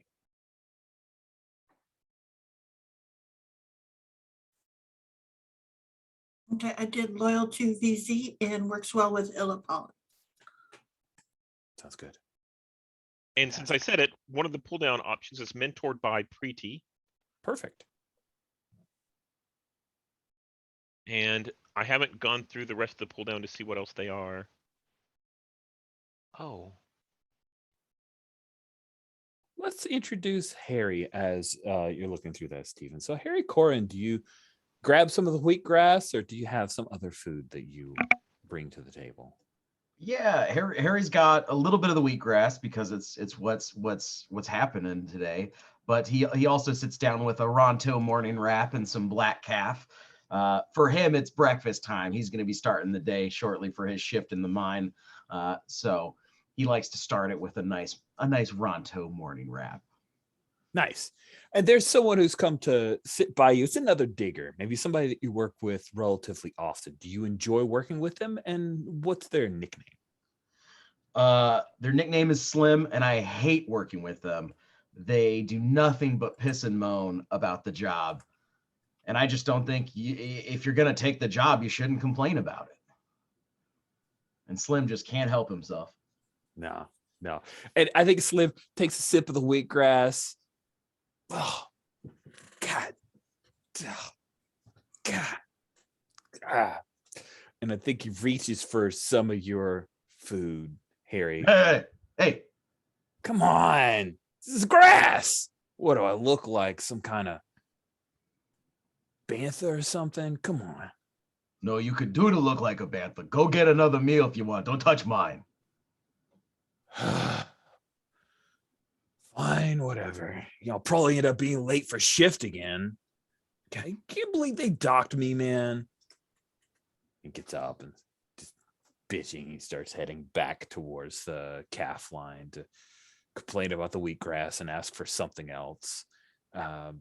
And Harry, you see that Illa is there, and I guess Valen, you headed off. Are you headed off to speak with your father's team member about this corridor that hasn't been fixed? Is that right? Oh, you're talking on me, Sherry. Speak with? No, I'm off to go look at it. You're going to deal with the corridor and not deal with the person who said they'd fix it and didn't? Yeah, exactly. I will go and fix it, and then if I see any sign of it, like being done half-assedly, then I will maybe say something to them. Good, So, good.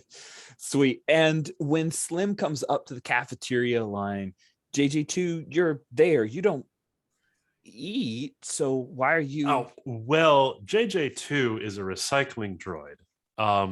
And having not had his memory wiped in a while, has developed this like taste for food, and likes to consume things that have interesting reactions, some of which are not terribly edible to other people. But I think JJ2 is not the cook, though. Spiraling off of this, repurposed CIS droids, I think we have Cooktika or Cheftika, the repurposed droidika, who's just spinning like it's like bolted down almost. Like the chef doesn't move, but is constantly the blaster hands have been replaced by like interchangeable pots and ports, and just constantly spinning around and like dancing and doing it like 100 things at the same time, because all these foodies on this asteroid. So JJ is like working the like when JJ's not at the greenhouse, JJ's also pressed into service as like a wait staff, right? Bringing back the empty dishes, bussing tables, bringing out wheatgrass shots to people today. Occasionally takes one just on the top into the thing and oh, sorry. Is excited about it. Yay! Delightful. Probably gets a little man. peeved when Slim just takes something that was meant for somebody else. Of course.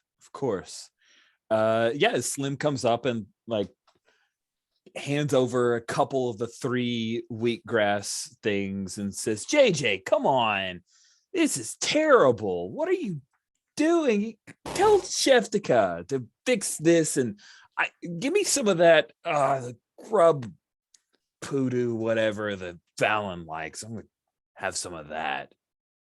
You know what I mean? Have some of that. And JJ will like the telescoping arms like quickly grabs what was Valen eating again? The Trandoshan, or no. Who was having the Oh. Trandoshan grub bowl? It was Illa. Illa. Okay. Yeah. So then he says, "Yeah, Illa. Yeah, I'll have that grub bowl that Illa has. Have a piece of that, if you know what I mean." And JJ like makes this basically saying that we only make one of those a day. It's for Illa. We don't that's special order only. If you want that tomorrow, you have to let us know 2 weeks. Come on. Nah, go in the back and fix it. You gotta have stuff for tomorrow. And kind of goes back there, and JJ is just gonna like quickly check with Cheftika and like get something that's like close. It's not the same thing. We're definitely not gonna get into the Trandoshan grub. It's hard to find. Gets like some substitute berry that's just from Endor, and it's boring, and it's all over, and just brings that out to Slim. Okay. And are you trying to, what are you trying to accomplish here? Like prove to Slim I'm doing the thing, but I'm not giving you what you want, or get Slim to shut up by giving him something close? I'm being a liar. I'm trying to get Slim to go away because I've got other things I need to do. Okay. Then let's see if you you can fix it. Oh, okay. Let's see. So using a downfall, does that actually, I just deleted the thing on my thing, so I was trying to condense it down. So a drive can add a thing, but What did you not- do? You broke everything. I broke everything. I was trying to slim it down. Okay. Just can I'll just look look to at the the- bot jock real quick. Yeah, we'll Okay. we'll slim everything down soon. Don't worry. Okay, so I think I am being a liar, so I do get a die for that. Yeah, absolutely. You get the red die for it. You also need to grab a couple of the blues, so traits or tags. I mean, you can use traits, gimmick, or gear. Okay. So I'm gonna go for I'm on a side hustle. Yeah. That like just to extrapolate this out a little bit and justify it. I think like Illa having this rare delicacy like every single day is certainly something I'm receiving payment for on the back end. Does that make sense to Illa? Yeah, like Illa is not like the rest of them who are just kind of taking the daily special. Illa gets the same thing every single day, and to have that regularity, I'm probably taking some credits on the back end. I think that we're also, if you don't mind me expanding that, Sure. Illa also changes. So basically, this is her regular now, but like Right. last year it was something else, and the chefs just happened to whip up this grub bowl with kashyyyk berries, and I'm like, that's my new regular, and so I pay so that we keep getting that in, and Right. but it might change, and then you have an overage of stuff. Yeah. And then I'm using my bioscanner to make sure that whatever I'm approximating here with Kuktika is something that will at least pass. Okay. So That that's sounds 3 great. dice. That's 3 dice. I don't think you're pulling in any help that could get you a 4th die. No. And you don't have a previous move that gave you a bonus. So you're rolling 3 dice. Good luck. All right, here we go. Highest is a 6. Nice. Okay. So based on the fix it, a 6, you got it. You pull it off. A Slim looks at it for a little bit. It's obviously not the grub, but he takes a little. Not bad. Yeah, this is better than what I wonder if Illa might like this. Yeah. Yeah. That's basically okay. Now get out of line. And Sweet. You've introduced Sheftika. Sheftika's the greatest thing. So you've got your side hustle. How does Sheftika feel about you? Like, this isn't really a primary thing. It's a side hustle. What is the thing that you and Sheftika have worked out? Is it a positive, like, oh, we're going to share work together? Or is it a, no, you only get to be the sous chef. I'm the chef. Like, what's that attitude? What do you? yeah, I think Sheftika is probably a bit Gordon Ramsay about the whole thing. Slightly inflated ego. Just sort of JJ is just another appendage, right, of the great kitchen that is happening here. And so I think JJ sees that, but also it constantly is exploiting Sheftika's constant busyness, kind of makes it easy to get away with things in the kitchen, right? Like it's so they're so busy that JJ can get some extra wheatgrass shots for somebody who's going to want them 2 weeks from now, or I'm simultaneously the provider of a lot of this food, right, from the greenhouse. So Man, it's a complicated supplier and waiter, and yeah. Oh man, I'm trying to like visualize this, but it sounds just delicious and like almost a whole separate game. Like squeak easy, but with you. I think for the bonds, argues nonstop is great. Nice. I think yeah, just to get a piece of that. Why? Why do you give so much time to that complainer? He does not appreciate our food. And it's just yeah, it's like you know, the organics have to eat. They have to eat efficiently. We have to get you know, they have to get back on shift. Who They have cares? to eat what I fix for them. Wheatgrass on the menu. Only Illa gets special treatment. Slim is not on the list for special treatment. Slim is on the list today. I do not like this list. I like yesterday's list, which only had Illa. Not true. Not true. Yesterday's list also had Harry. You made Bronto wraps. You made them Accessing in advance. files. That is not inaccurate. Tomorrow's list will only have Illa. You say that every week. Accessing files. That is not incorrect. Cool. That is some stuff. Harry, you have you've rid yourself of Slim for a brief period. Who do you want to sit by? I think Harry sits by. Does it need to be someone here? Or is it an NPC? Or is the Your choice. It could be, you can introduce a brand new character. It could be someone who's already here. All up to you. I think Harry goes and sits with the child, the most loved member of the station, Yes. whose name I don't know. Let's ask Sherry. What do we want to name our? Let's see here. Oh, I think his name is Mercy. Mercy. Cool.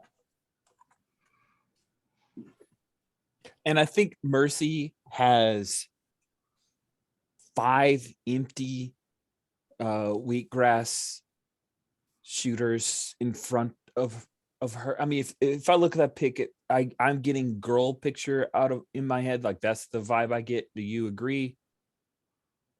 She, her pronouns probably for. I'll show the picture again. Sure. Yeah. Yeah. Like it Little could be. I mean, flowers. yeah, it's the little flowers. It's what adults would give to a little girl. Right. I feel like Yeah. Mercy. Yeah, Mercy Mercy. Mercy is the potential of all. Mercy. Yes. That's what makes Mercy the most beloved. Mercy's. You know, they them. They're just charting their own course in the stars, and I think they, you know, their style is unknowable. Sounds good to me. They have tons of gifts to choose from. So every day, you know, they pick a new outfit. And So when you sit down beside them, Harry, Mercy looks over at you and smiles. Good morning. Morning, Mercy, and he hands one of his Ronto wraps. He's like, "Eat one of these, you'll get big and strong like me." Oh. Do I want to be big and strong? Only if you want, Mercy. I think today I want to be big and strong. She takes a little Bronto wrap. Harry Big and- toasts her with his and takes a big bite. What's going on in school, Mercy? We're learning about the Articles of Federation for the Old Republic. It's from a really long time ago. It's not very useful. It could be. I don't know. You know, the things I dig up are from a long time ago. They're useful. They are. They are. So maybe what you're learning is useful too, Mercy.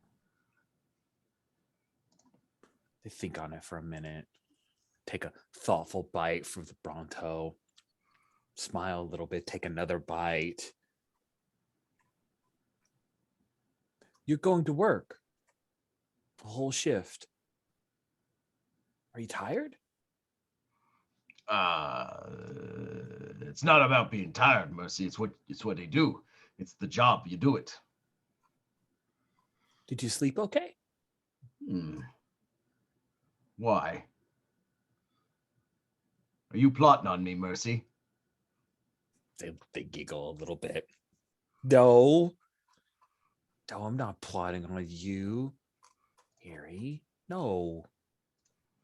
Maybe. No. And the little droid that you would see in the picture, which is got two little arms and these people bobble antennae, and it kind of looks like the dice on a sorry thing. And Yeah, its little pop bubble. yeah, the little pop bubble, and the eyes just kind of float around in there, and just kind of zips down, and then it lands right on top of one of the shot glasses that starts the empties, and starts to wobble a little bit, and Mercy reaches up and grabs it, steadies it, paying a great deal of attention. What? Do you ever think you're going to reach the other end of the asteroid? I could if I wanted, but you don't want to. You want to navigate the veins and find it. You don't want to bore straight through. That would be not good digging. Because then you would just shoot out the other side. Well, not me. I have mag boots. I would stay strong. Good. But other people would, like Slim? Only if we're lucky, Mercy. They smirk a little bit, like you just told a naughty joke that they shouldn't laugh at, but then they kind of laugh at it. I like this, indicating the food. It's really good. It is. It's good. Ronto wrap is good, strong. Gets you broad like me. Again, only if you want to be broad, Mercy. You limitless potential for you, little one. I wonder if Illa has had this. Maybe she'll make it her new favorite. Harry kind of looks over his shoulder at Illa. I'm Ever sure she's shared had with Illa. You can do whatever you want, Mercy. That's your Ronto wrap. This one's mine. And he finishes eating it. And the whole potential of, but you could have shared with it. Just, yep, that answers that. That's all. That's all, Mercy. Yep, that solves the problem. So no wondering about that. Slim comes back and scoot over, Mercy. I gotta sit with my buddy Harry. Mercy's, oh, okay. Gets in, moves over to the other seat, and Mercy, maybe you should go play. Picks up the droid, moves it out of the way. Okay, yeah, I have to get to school. I can't wait to tell me everything you learn about the Old Republic. The Articles of Conflagration or whatever it was. Okay. And Mercy will toddle off, and the droid, which doesn't have a name, so someone needs to name our little pop-up bubble droid there. It toddles off. Let's cut to the corridor where Valen is working on the red wires. So what is it as you come into this corridor, which is right near the school? So it's pretty far away from the mines, I imagine, right? They want to go to some place that's quiet so they can learn. How many kids are in class? But the thing is, I think Mercy is that eldest of this, of the children born on this station, because at first people were like, well, we don't have kids here because, and then it was like at the thing when they found out they were quarantined, they were like, oh, who knows when this is going to happen. So it was just they're about what, 6 maybe or 5. Sure. Yeah, 6 or 5. So yeah, it was probably as we got close to that 10-year mark that people were like, life goes on. And so you get. And so we get Mercy, and then you have the younger ones. And I think right now, a lot of it is developmental and enrichment. They do a lot of singing songs and practicing jumping and, and playing out roles, like how to clean things and how to do things. And just very kindergarten is what most of it is now. So it's pretty, but it seems like they sing a lot. So. It's a lot of singing. This Rhodian teacher, she just up singing again. Mhm. Cool. So you head into this corridor, and yeah, there's like sparks coming off of it every once in a while. It's the kind of thing where if you give it a wide berth, whatever. But if you aren't paying attention, you're gonna get hit with like a few sparks that are coming out of this weird console, and There's no reason for that. there's no real reason. No. Yes, we'll start dismantling.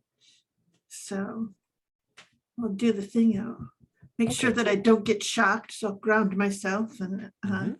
put on my work gloves and start taking that console apart. See what. All right. problem Let's is. have you fix something. Okay. Apparently I'm good at this. Of course, my favorite thing is, sorry, got to get to the right thing. So, yeah, and I will say that let's see here. I don't know, nobody dies, but it's just corollary is nobody gets hurt, or this could be Yeah, bad. no, I get that. So- We've got kids at quasi risk. That fits for me. Yeah. And then let's see here. And I think the thing that worries me is it's so obvious. Why would someone on my father's team have let it go? So, conspiracy buff. There must be some reason. I'm going to find the end of it. So, how's that? I love it. Okay, All so right. then you've got 2 tags in there. And your drive. You've got a tag, conspiracy buff, and your drive. Do you have another tag or blue that you want to bring in there? Subsonic oral implant for my gear. Would that be doable? Interesting. In the sense that I can hear beyond, Nice. like if there's something else going on, like what the kind of system as a whole, if it's like out of whack or how it's responding to things. Okay, I like it.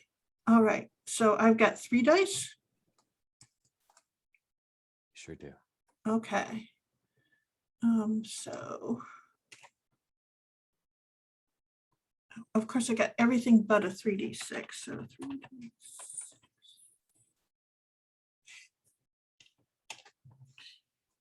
Find the right thing.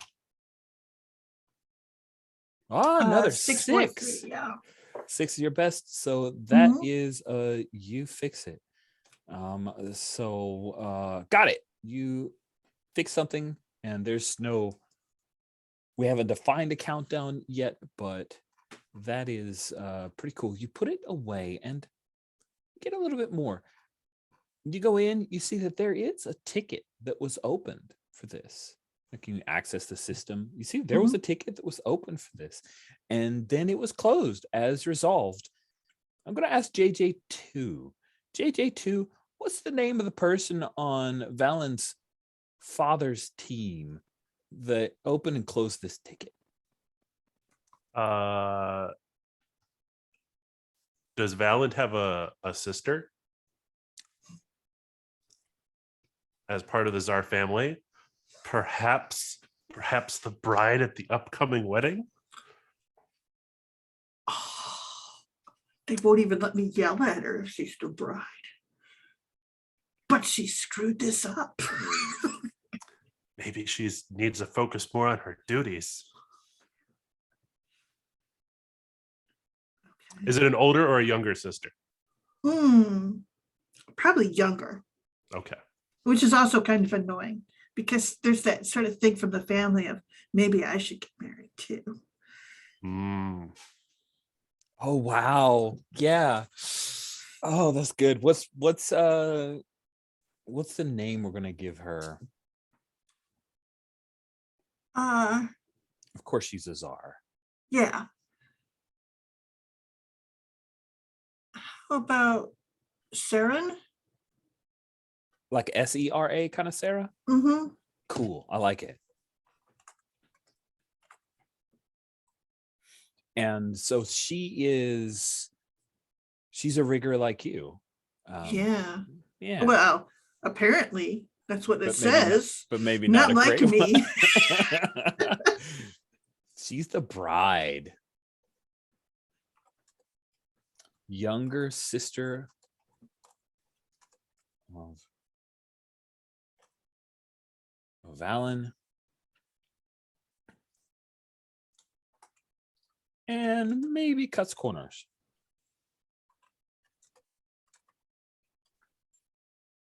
Yeah, so you find that out. You found the Sarah, there's a ticket open, Sarah closed it as resolved. I reopen it, re-enter the additional complaint, and then mark it as resolved. Great. Dad'll see it. That's right. He's probably like a specs, like maybe he handles that team. Are you guys, because you said there are two different teams, Valen. Are you geographic, like there are certain areas that you work, or is it shifts that you It work? shifts. And that's another thing is it's a different shift from a lot of my siblings, just because I am a little intense and hard on them. So yeah, a lot of them choose that other Guys shift. like, Valen, we need to move you to the morning shift. Yeah, it's a definite opportunity for you, darling. And the other sisters are all like, that's great. Let's follow Illa for a little bit. You finish up your grub and berry, and you need to get on shift. So I'm gonna follow you for a little bit. What's your workspace like, Illa? Yeah, so I think that, I slap my attachment on, and that means that, I'm headed towards my office. I head into my office. I think there's just a couple of bot jocks here. There aren't that many. And basically I sit down, and it's sort of like there's monitors all around, but there's those cool what's the right word? Sheets of glass that just kind of have circles and lines on them and that kind of stuff. And I think that from there, that's where I take look in through the different droids visual optics, and check in, and I'm cycling through the different droids. Like there's a vulture droid that's being used to bring equipment down. There's a gunship that has a big loading pod underneath it that has been loaded with some of the containers. I think they're like barrels full of our sludge, and it's coming up to the storage area. There's some load lifters. There's some drilling droids. I think they're also repurposed droidecas that basically are just hammering away to get deeper and deeper into the like sub tunnels on either side. And I'm just kind of cycling through looking for any issues because that's kind of my job, is to make sure that things kind of get resolved. I think I find there's a droid that's stuck. It's one of those gunships with the big load net, and it's stuck, and I kind of help it readjust and kind of say, okay, I take over and kind of pull it down so that it can get loose, and it kind of swings and then kind of comes back up the rest of the big tunnel that we have. That's cool. So you're mostly like remote control, but as a Jack, and you can log in. Just so I make sure I understood what you're saying, you have the ability to like remote view what droids view, like they're hooked into some kind of feed. Yeah, I think they're hooked into some kind of feed. This is the repurposed, it used to be the droids were all connected into a master computer that they put in orbit. and all of that. This is tapping into that same kind of feed. Ooh, Harry, what happened to that orbital control satellite? It's not around anymore. That's what Illa does. Right. Yeah, I think something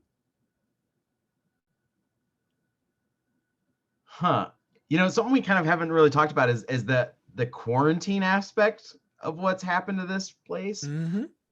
And I wonder if the quarantine came about after we discovered this new sludge, that control, there was something that happened in the control module that necessitated us quarantine and everything else.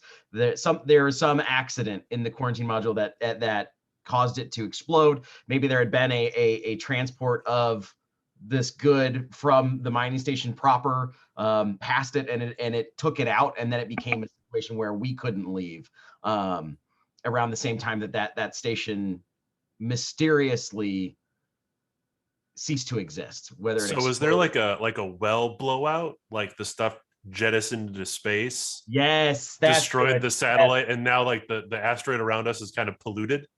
Greg, are you from Texas? Right. I live in Yes. Texas.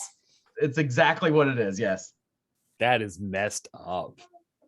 Thank you for bringing that up. So yeah, AI used to run this, or there was a droid intelligence, a central computer that ran all of this, and you have rigged up Illa, and this is your shift. So what is it? Sorry if we're doing work bleed here. You take over morning shift from, are there, I imagine 3 shifts, right? So there's probably like, we'll just call it morning, afternoon, and evening, or overnight. So morning, afternoon / evening, overnight.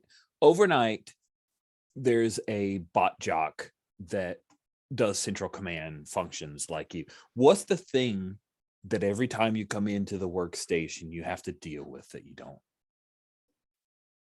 like? Yeah. I think that the bot jock that I take over from is an Aqualish. And it smells of fish in here. It's the food that they eat. They have it's not sushi. It's sort of like the office equivalent of microwaving fish, right? You just one up me. I brought in a little bit of work and you're doing the microwaving fish. That is the best. Let's give that Aqualish a name. I do not have Aqualish in our species helper. But I have a name generator up. And his name, or their name, is Unz, UNZ Bopur, BOPUR. that's great. That's a very good Star Warsy name. Unz.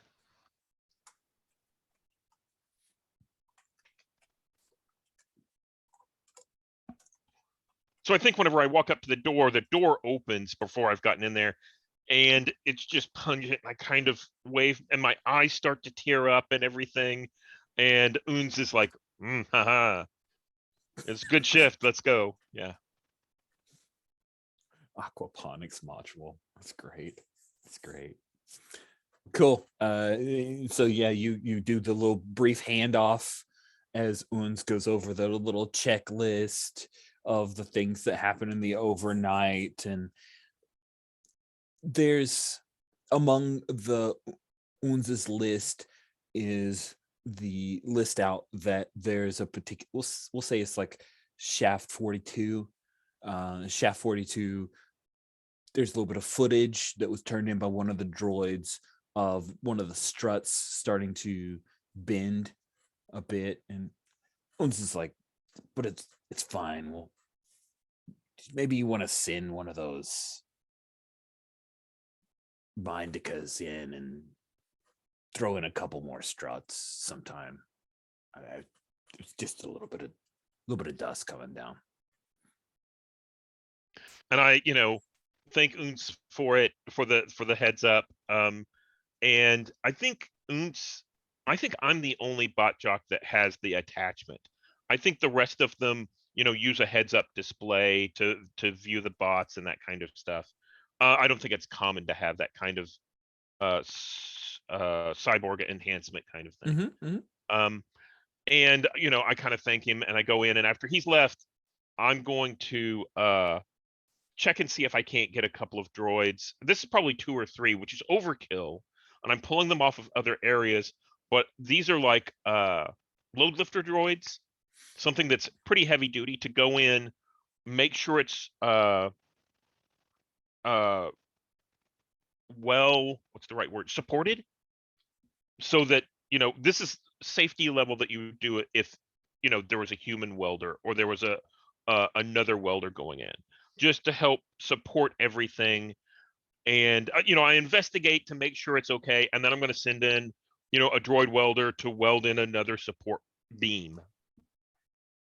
Nice. Let's see how well you network this all together. Well, that's actually Does that coordinate a team? yeah. Well, but coordinates to gain dice for a future move. Sorry. Yeah, network is like talking people into doing stuff. Coordinate is the setup for a thing. Ultimately, I guess you're trying to fix it. Oh, we're all doing fix it. That stinks. Just because I want to explore other moves too, but that's fine. I'll set up other things. And you could do coordinate if that's the thing that guy was, if that's the strut or support that guy was communicating about, that he said it was going to go, because Valand will be heading down there. Ooh, let's coordinate, and maybe you bring Valand into this. Yeah, that sounds perfect, actually. So I think not only is there a support issue, but I think the support issue has actually caused some damage to that tunnel that Valand will have to go in and fix. Beyond the supports. Okay, I like it. Let's have you coordinate a little bit. Then you can give Valand the rigor a chance to fix things with a bonus if you're. So let's see. To make a move, I'm going to pick a couple of tags. Yep. Roboticist, an eye Absolutely. for detail. Yep, those perfectly work. Do either your drive or your downfall feel like they apply here? Maybe the downfall, which is droids or people, because I'm sending in too many droids. I did notice that. You were definitely sending in too many droids. And so that's 3 dice. Okay. Yep, that's 3 dice. And no one is in a position to help you, so let's roll those 3 dice. Yep, I'm waiting to get over to the dice roller. It's all good. Thinking about it. Maybe I'll just roll some dice up here. Come on. Oh, there it is. Okay.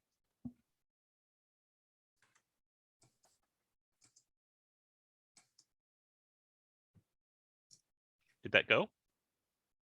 I haven't seen it come through. Valen's the last roll. Okay, we might get 2 or 3 rolls here all of a second. Oh no! Ping, ping, ping, ping. We'll take the first one that appears. Yeah. Because I see the little box going. See one of your rolls anyway. I see a see roll. one now. It's a 6. 5, 1, 2. Oh, you see a 6? Okay. No, 5, first 2, roll 6. 5, 2, and 1 is what I see. Oh, weird. The I see first a 5, roll 1, 2. for the first roll I see is a 5, 2, 6. I'll take yours, Rich. It's all good. Yeah, that's what I see. All right, 5. Yes, you were going to say a thing? I'm sorry. No, that's good. And coordinate on a 5, fortify, +1 die for a move to enact the plan. Your next move is at a -1. So let's make a note of that. Okay. And you, Valen, when you come in to the next ticket that's been opened up, was not opened by Uns. It was opened by Illa, because Uns handed it off. Probably could have opened that ticket hours ago, and then it would have been open and closed. This worked. But yes, and it wouldn't have been something that people were gossiping about at breakfast. Exactly. But Illa will give you a little bit of a walkthrough, which gives you that +1 die. That's on the green, so it's not the blue or the red. That's just an extra die. When you come in, you see there's half a dozen freaking droids in here doing all kinds of work, and they've probably been pulled off of other details. It's going to slow down some of the work, but it's it's Illa. Illa's super careful. Is not going to sacrifice a droid, right? So how do you deal with that, Valen, as you come in to try to put in these fixes?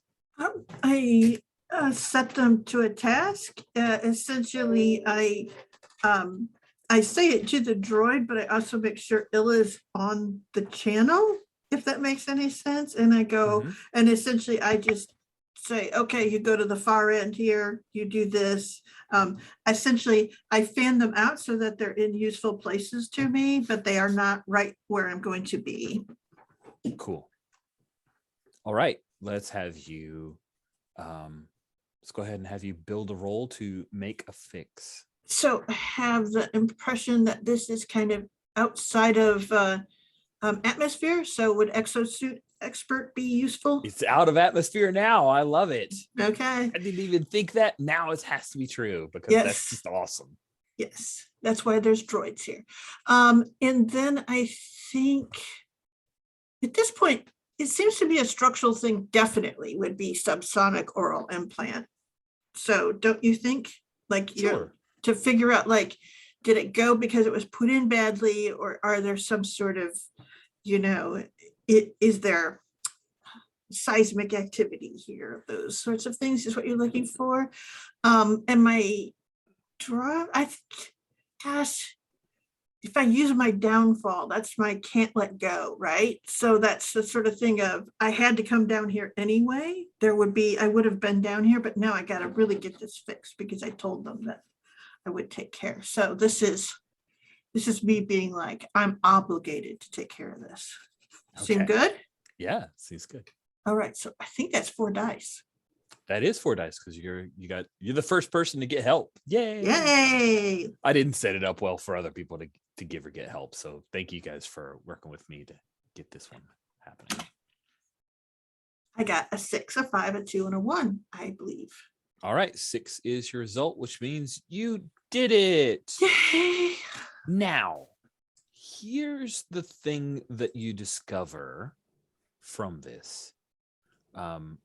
You're able to put in some new struts and make sure that this particular, sorry, I did one of those things where you move a window and it like Windows thinks, oh, snap 2, you only want this window, everything hides. So all my stuff is down minimized, but I'm back. But and remember, I'm trying to use the playtest doc. So if you're like, wow, this is clumsy, Rich, it's because I'm trying to navigate through the thing and also do my own spin on it. Things have gotten serious here because you discover from this that this is not the only shaft 42, like the last 10 shafts that have been bored and created they're weak, and there is some danger of cave-ins, and you're aware that there are at least 3 of these where live miners are in them. So things have gotten serious. I'm going to set a countdown. Unless you act to change the events, the community will suffer from either a riot breaking out, a scapegoat being unfairly persecuted, or crackdown by those in authority. Everybody gets 1 move to affect what happens. It happens when you decide it should. The move happens when you decide it should. So make it when you can have the greatest impact and probably the most dice. Success at a relevant move will add to the build clock. Failure will speed your doom. It's not doom for the entire Holdfast off of this first challenge, but it will actually cause mechanical problems to like the confidence and the trust of the group. So I'm going to show you a doom countdown and a build clock, which is unfortunately minimized. So give me a sec. Boop. And let me bring it over here. And so we've got a doom clock of cave-ins. And it starts with 1 tick because it's just been introduced. Even though you secured 42, you realize there's more. Like, oh, this is a 1 thing, but it's more. And the build, what do we want to call our build countdown? Proper support? Do we want to call it, like, what do we want to call that? Want to have any ideas? Mhm. See here. Remediation. Or like it's restoring integrity or something. I like that. Stable tunnels. Stable stable tunnels. tunnels. That's There we simple go. and great. I like it. Stable tunnels. Cool. So that is the thing. I don't know if we'll get through that in the last few minutes that we have. So maybe you guys okay if we just have one move and then cliffhanger the rest? Maybe Valen, you communicate with the rest of the team that are on shifts. Absolutely. Yeah. So let's do that, and then we'll carve out the last few like 10-ish minutes to do feedback and stars and wishes. Okay. Yeah. So yeah, I probably send it up through the ticketing system. And I know that Harry was coming down, and my concern is that he was in one of these tunnels. And since one of my drives is nobody dies, probably as soon as I put in the ticket, I turn around and contact the miners and tell them to evacuate. And so I tell Harry what's going on. I tell Illa what's going on. And I'm not sure that JJ2 is in my circle of problem solvers for this stuff, but he can see the ticketing system. JJ will be. Oh. All right. So, but yeah, so ticketing system and then evacuating the miners is the first thing, because the shafts are important, but the more important thing is the people. Of course. So Harry, when you're told you're supposed to evacuate, what prevents that from happening? What prevents it from happening? Yeah, does management say no, we've got that on, we've got a thing we have to hit a certain deadline? Or is it a foreman who says, oh, that's over on this other shaft, doesn't deal with us? What is it that prevents you guys from, or it looks like, here, this could be how you might want to engage a move. Looks like you hear from Valen, hey, this is a thing for safety and not lose anybody, we're going to do this and you guys need to evacuate, and that gets ignored. So why is it, do you think? Is it management? Is it just like your foreman? Is it Slim? I think the squeaky wheel gets the grease, and Slim has got himself on today's he's the manager for today's shift, or he's the foreman on today's he's the overseer of today's thing, and he gets the call, and he doesn't pay any attention to it. He says, it's another mine, it's another borehole, it's not us, we're 43, that's in 42, totally different, don't have to worry about it. There we go. Yeah. What do you do when you hear that? Slim's in charge, so technically what he says goes, but yes, but I think hearing it come over the line, and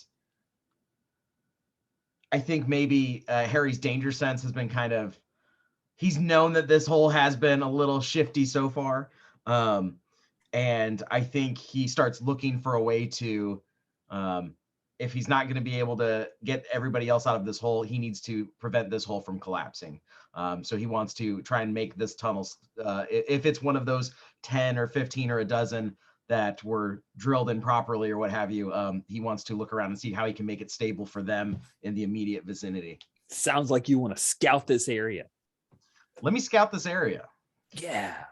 All right. So I'm going to, I'm using the danger sense. So there's a trait right there. It's a 1 die. I don't know that I'm necessarily doing anything else that fits this. Boots. Yeah, I got mag boots, but those aren't going to help me make something more stable. I don't know. You're Get just to looking places. around. Yeah. Remember, you're just looking around, so you could try to work that into your narration. If you Oh, think. right. I'm scouting. I'm just scouting. Yes. Okay. Absolutely. Yeah. So danger sense and mag boots, I'm able to kind of get around easier. All right. I'm into that. You guys, you convinced me. Good work, everyone. I was trying to go off half-cocked with a single die and really let fate take its way. Oh, I mean, I'm all in favor of hard moves, but also If you want more dice, you could also pull in paranoid. Yeah, so paranoid. I mean, and this might have been my bad on this, not seeing how dice pools can be pulled from both at the same time.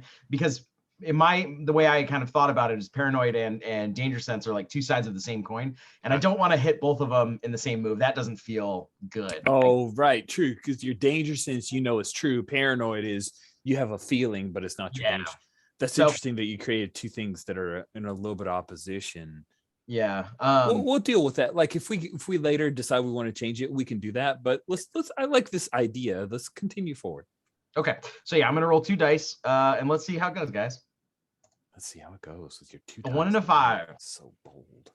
1 and a 5. Okay, so a 5 on a scout means that you Answer 1 question. answer a question. Yeah. Okay. I think the question is, I think what's the best way to deal with this? What is the clear way to kind of stabilize this tunnel for now, at least? Yeah, to make sure it holds until Valen can show up. Yeah, I think there is some. Yeah, you're aware that you guys have this like quickcrete stuff that you use to patch up holes, and you feel like if you can get some of that around the struts, then that's going to give them more cohesion to make sure that they don't bend or bow as much. So yeah, your biggest trouble, of course, is now you got to tell people to do it or just ignore what Slim tells you to do. That's your big challenge here. How's that going to go?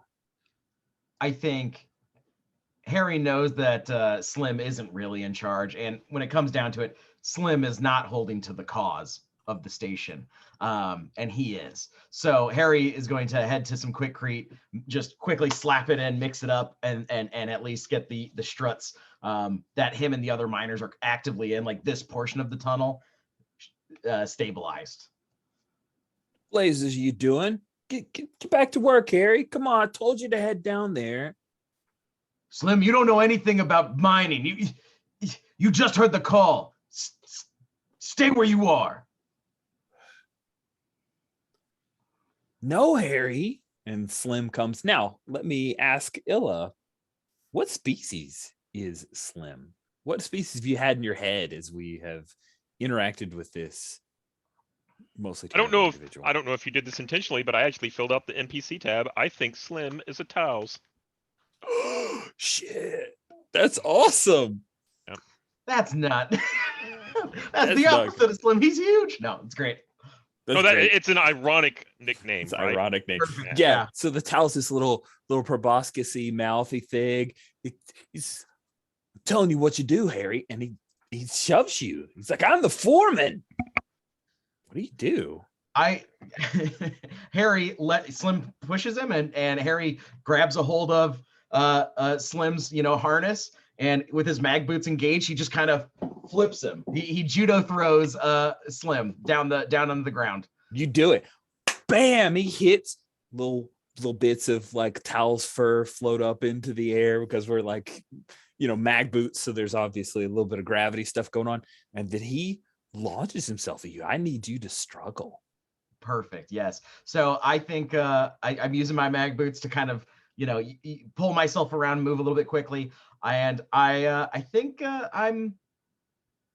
I feel like hard looking is going to help here. I think Harry's built like a block, and then the towels is equally big. So it's like two professional wrestlers down in this mine, just going to it. So I think those are what I'm going with. And Slim goes, oh yeah, come on. I got you for 3 minutes of playtime, Slim. I think. Tell me if I'm incorrect. I think my drive fits here as well. That I'm holding to the cause because I'm you've definitely brought that to bear. Absolutely. Okay. So I'm gonna hit 3d6. Ooh, let's see how it goes. A 5, a 5, and a 1. So I will actually use, because this is once per game, I'm gonna use my upgrade to boost my struggle in the mine from a 5 to a 6. That is lovely. That means that's fine. No, that's okay. I'm happy with it. that's good. So nice save. You prevent an injury or cause one. So what is it that you do? I think I'm sorry, I'm just trying to read the move real fast. Yeah, you prevent an injury or cause one. The injury I caused, I put Slim down and he stays down. It's not even necessarily that he's unconscious. It's just that he knows that he just got walloped. And Slim, he's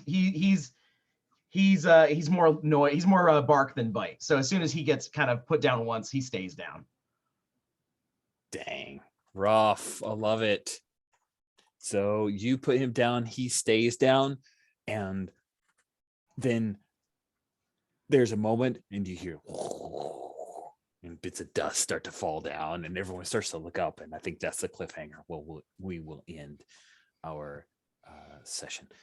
Went a little bit longer doing the couple of moves. I apologize for that, but for our last few minutes, if we could briefly talk, what's your first impressions specifically on the playtest doc and the blind trust playtest rules and the way that it was structured? Sherry, what are your thoughts? I want you to go first. So what it did is it made me go through and pay attention to all of the collaboration that we were doing and the rules bits, so that I didn't just jump right to the character sheet and start putting things in and then later go, oh, wait, I didn't really listen when that happened. So we walked through a collaboration. Everyone is on the same page of what the setup is like, and then we go through the rules and we've all read them. We know what the roles are and all of those things. So it does have that thing of directing attention to those basics that you need to get into the game and not bobble or have a lot of things. So I like that. It was fine. And I kind of do enjoy having to read out loud once in a while. I miss it. I used to do it in kindergarten, and now I get to do it again in RPGs, and it feels good. So. Wait, you're saying you did it actually in kindergarten as a kindergartner, or you've done it with? Okay, all right, just making sure that this was a while ago. So it's been a while since you've gotten to enjoy such things. Yeah, I haven't gotten to read out loud a lot, so that's cool. Thank you so much, Sherry. Cody, what are your thoughts from the? Yeah, so I think you mentioned the trust thing, and it's cycle 1 trust, and that seems there's a tab here. It seems to be kind of like the scenario, or the almost like the adventure is what that seems like, right? Like it's kind of the framework.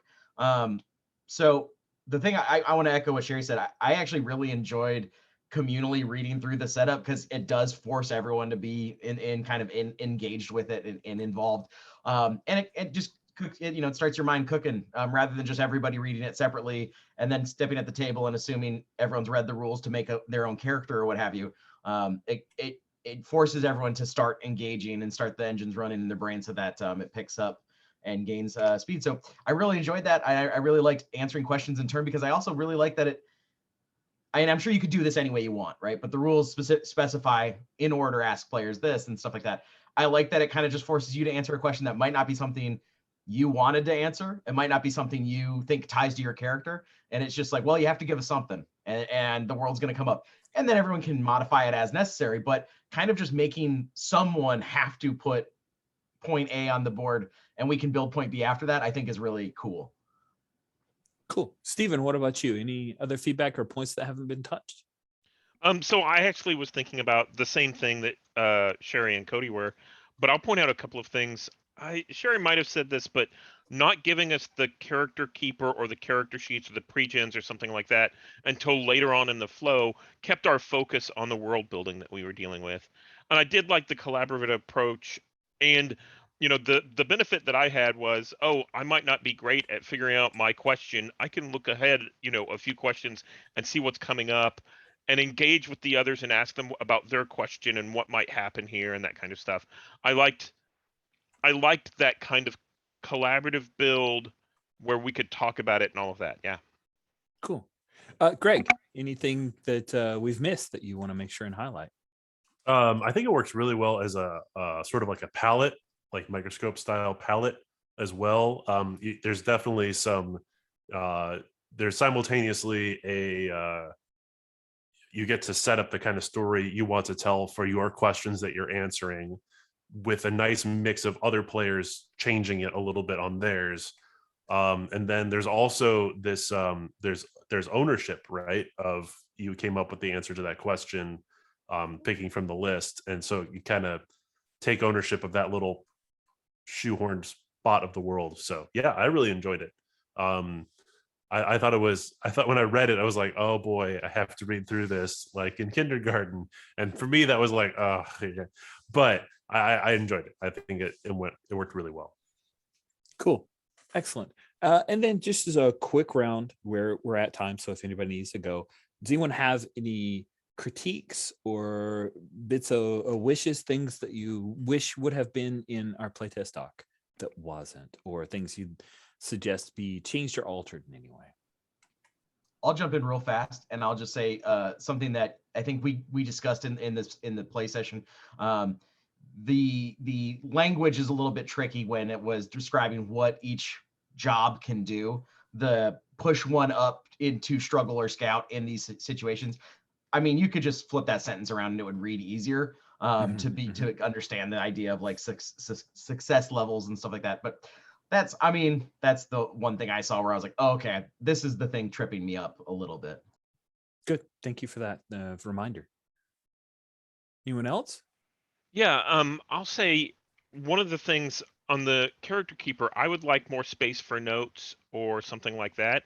I know you said you were going to adjust the character keeper a little bit, and I just wanted to warn you, under Illa, I put down my next move is at a -1, and what I might potentially do with this doom clock that's going on up in, like, I think it's section BL4 or something like that. So if it gets moved around, that's my reminder that on the next roll I have a -1. Yep, I see that. Okay. Thank you Yeah. for that note. That is helpful. I And went I'll in, make I sure think you- there's 3 or 4 lines at the bottom where I was like, oh, this is what I've got. Yep. This is, how I see flesh that. some stuff out. So if and I often do this, I go down to the bottom of a character keeper and I put in notes about what they were doing at the end of the session or something like that, just so I can keep track of it. So that's the only thing I would ask for, is a little bit more space for notes. Yeah, I agree. I think space for notes is a good note. And that's also a factor of me changing the character keeper to have everybody on one. Like if it were your own tab, you would have already added a bajillion lines if you'd wanted to, that kind of thing. So we will slim this thing down a little bit and make sure that I'll make sure I keep the stuff. There is Stephen, there is a checkbox in momentum for -1 die to next move if you want to check that as well. Ooh, perfect. Oh, thank you. That's right. Yay. Look at that. Brilliant character keeper. I'm really happy with it. Of course, I'm talking about tweaking it, but I like the colors and how the colors of dice tie to building that die roll. It's very nice and simplistic. And Cool. just to highlight yes. this, because I hadn't realized it until I was like taking another look at the thing I deleted off of my own character spot. So it looks like you can only pick either your drive or your downfall. You can't pick both. Right. Okay. Right. Yeah. Yep. 2 tags, drive or downfall, and then possibly a bonus die. Okay. Yeah, and the bonus die is previous move or help. You can't double up. Like it really is. You get a 4th die. That's as high as you go, which is neat and keeps things very quick. So thank you all for playing. I'm looking forward to continuing this with you next week. And with this, we'll bring the recording to a close.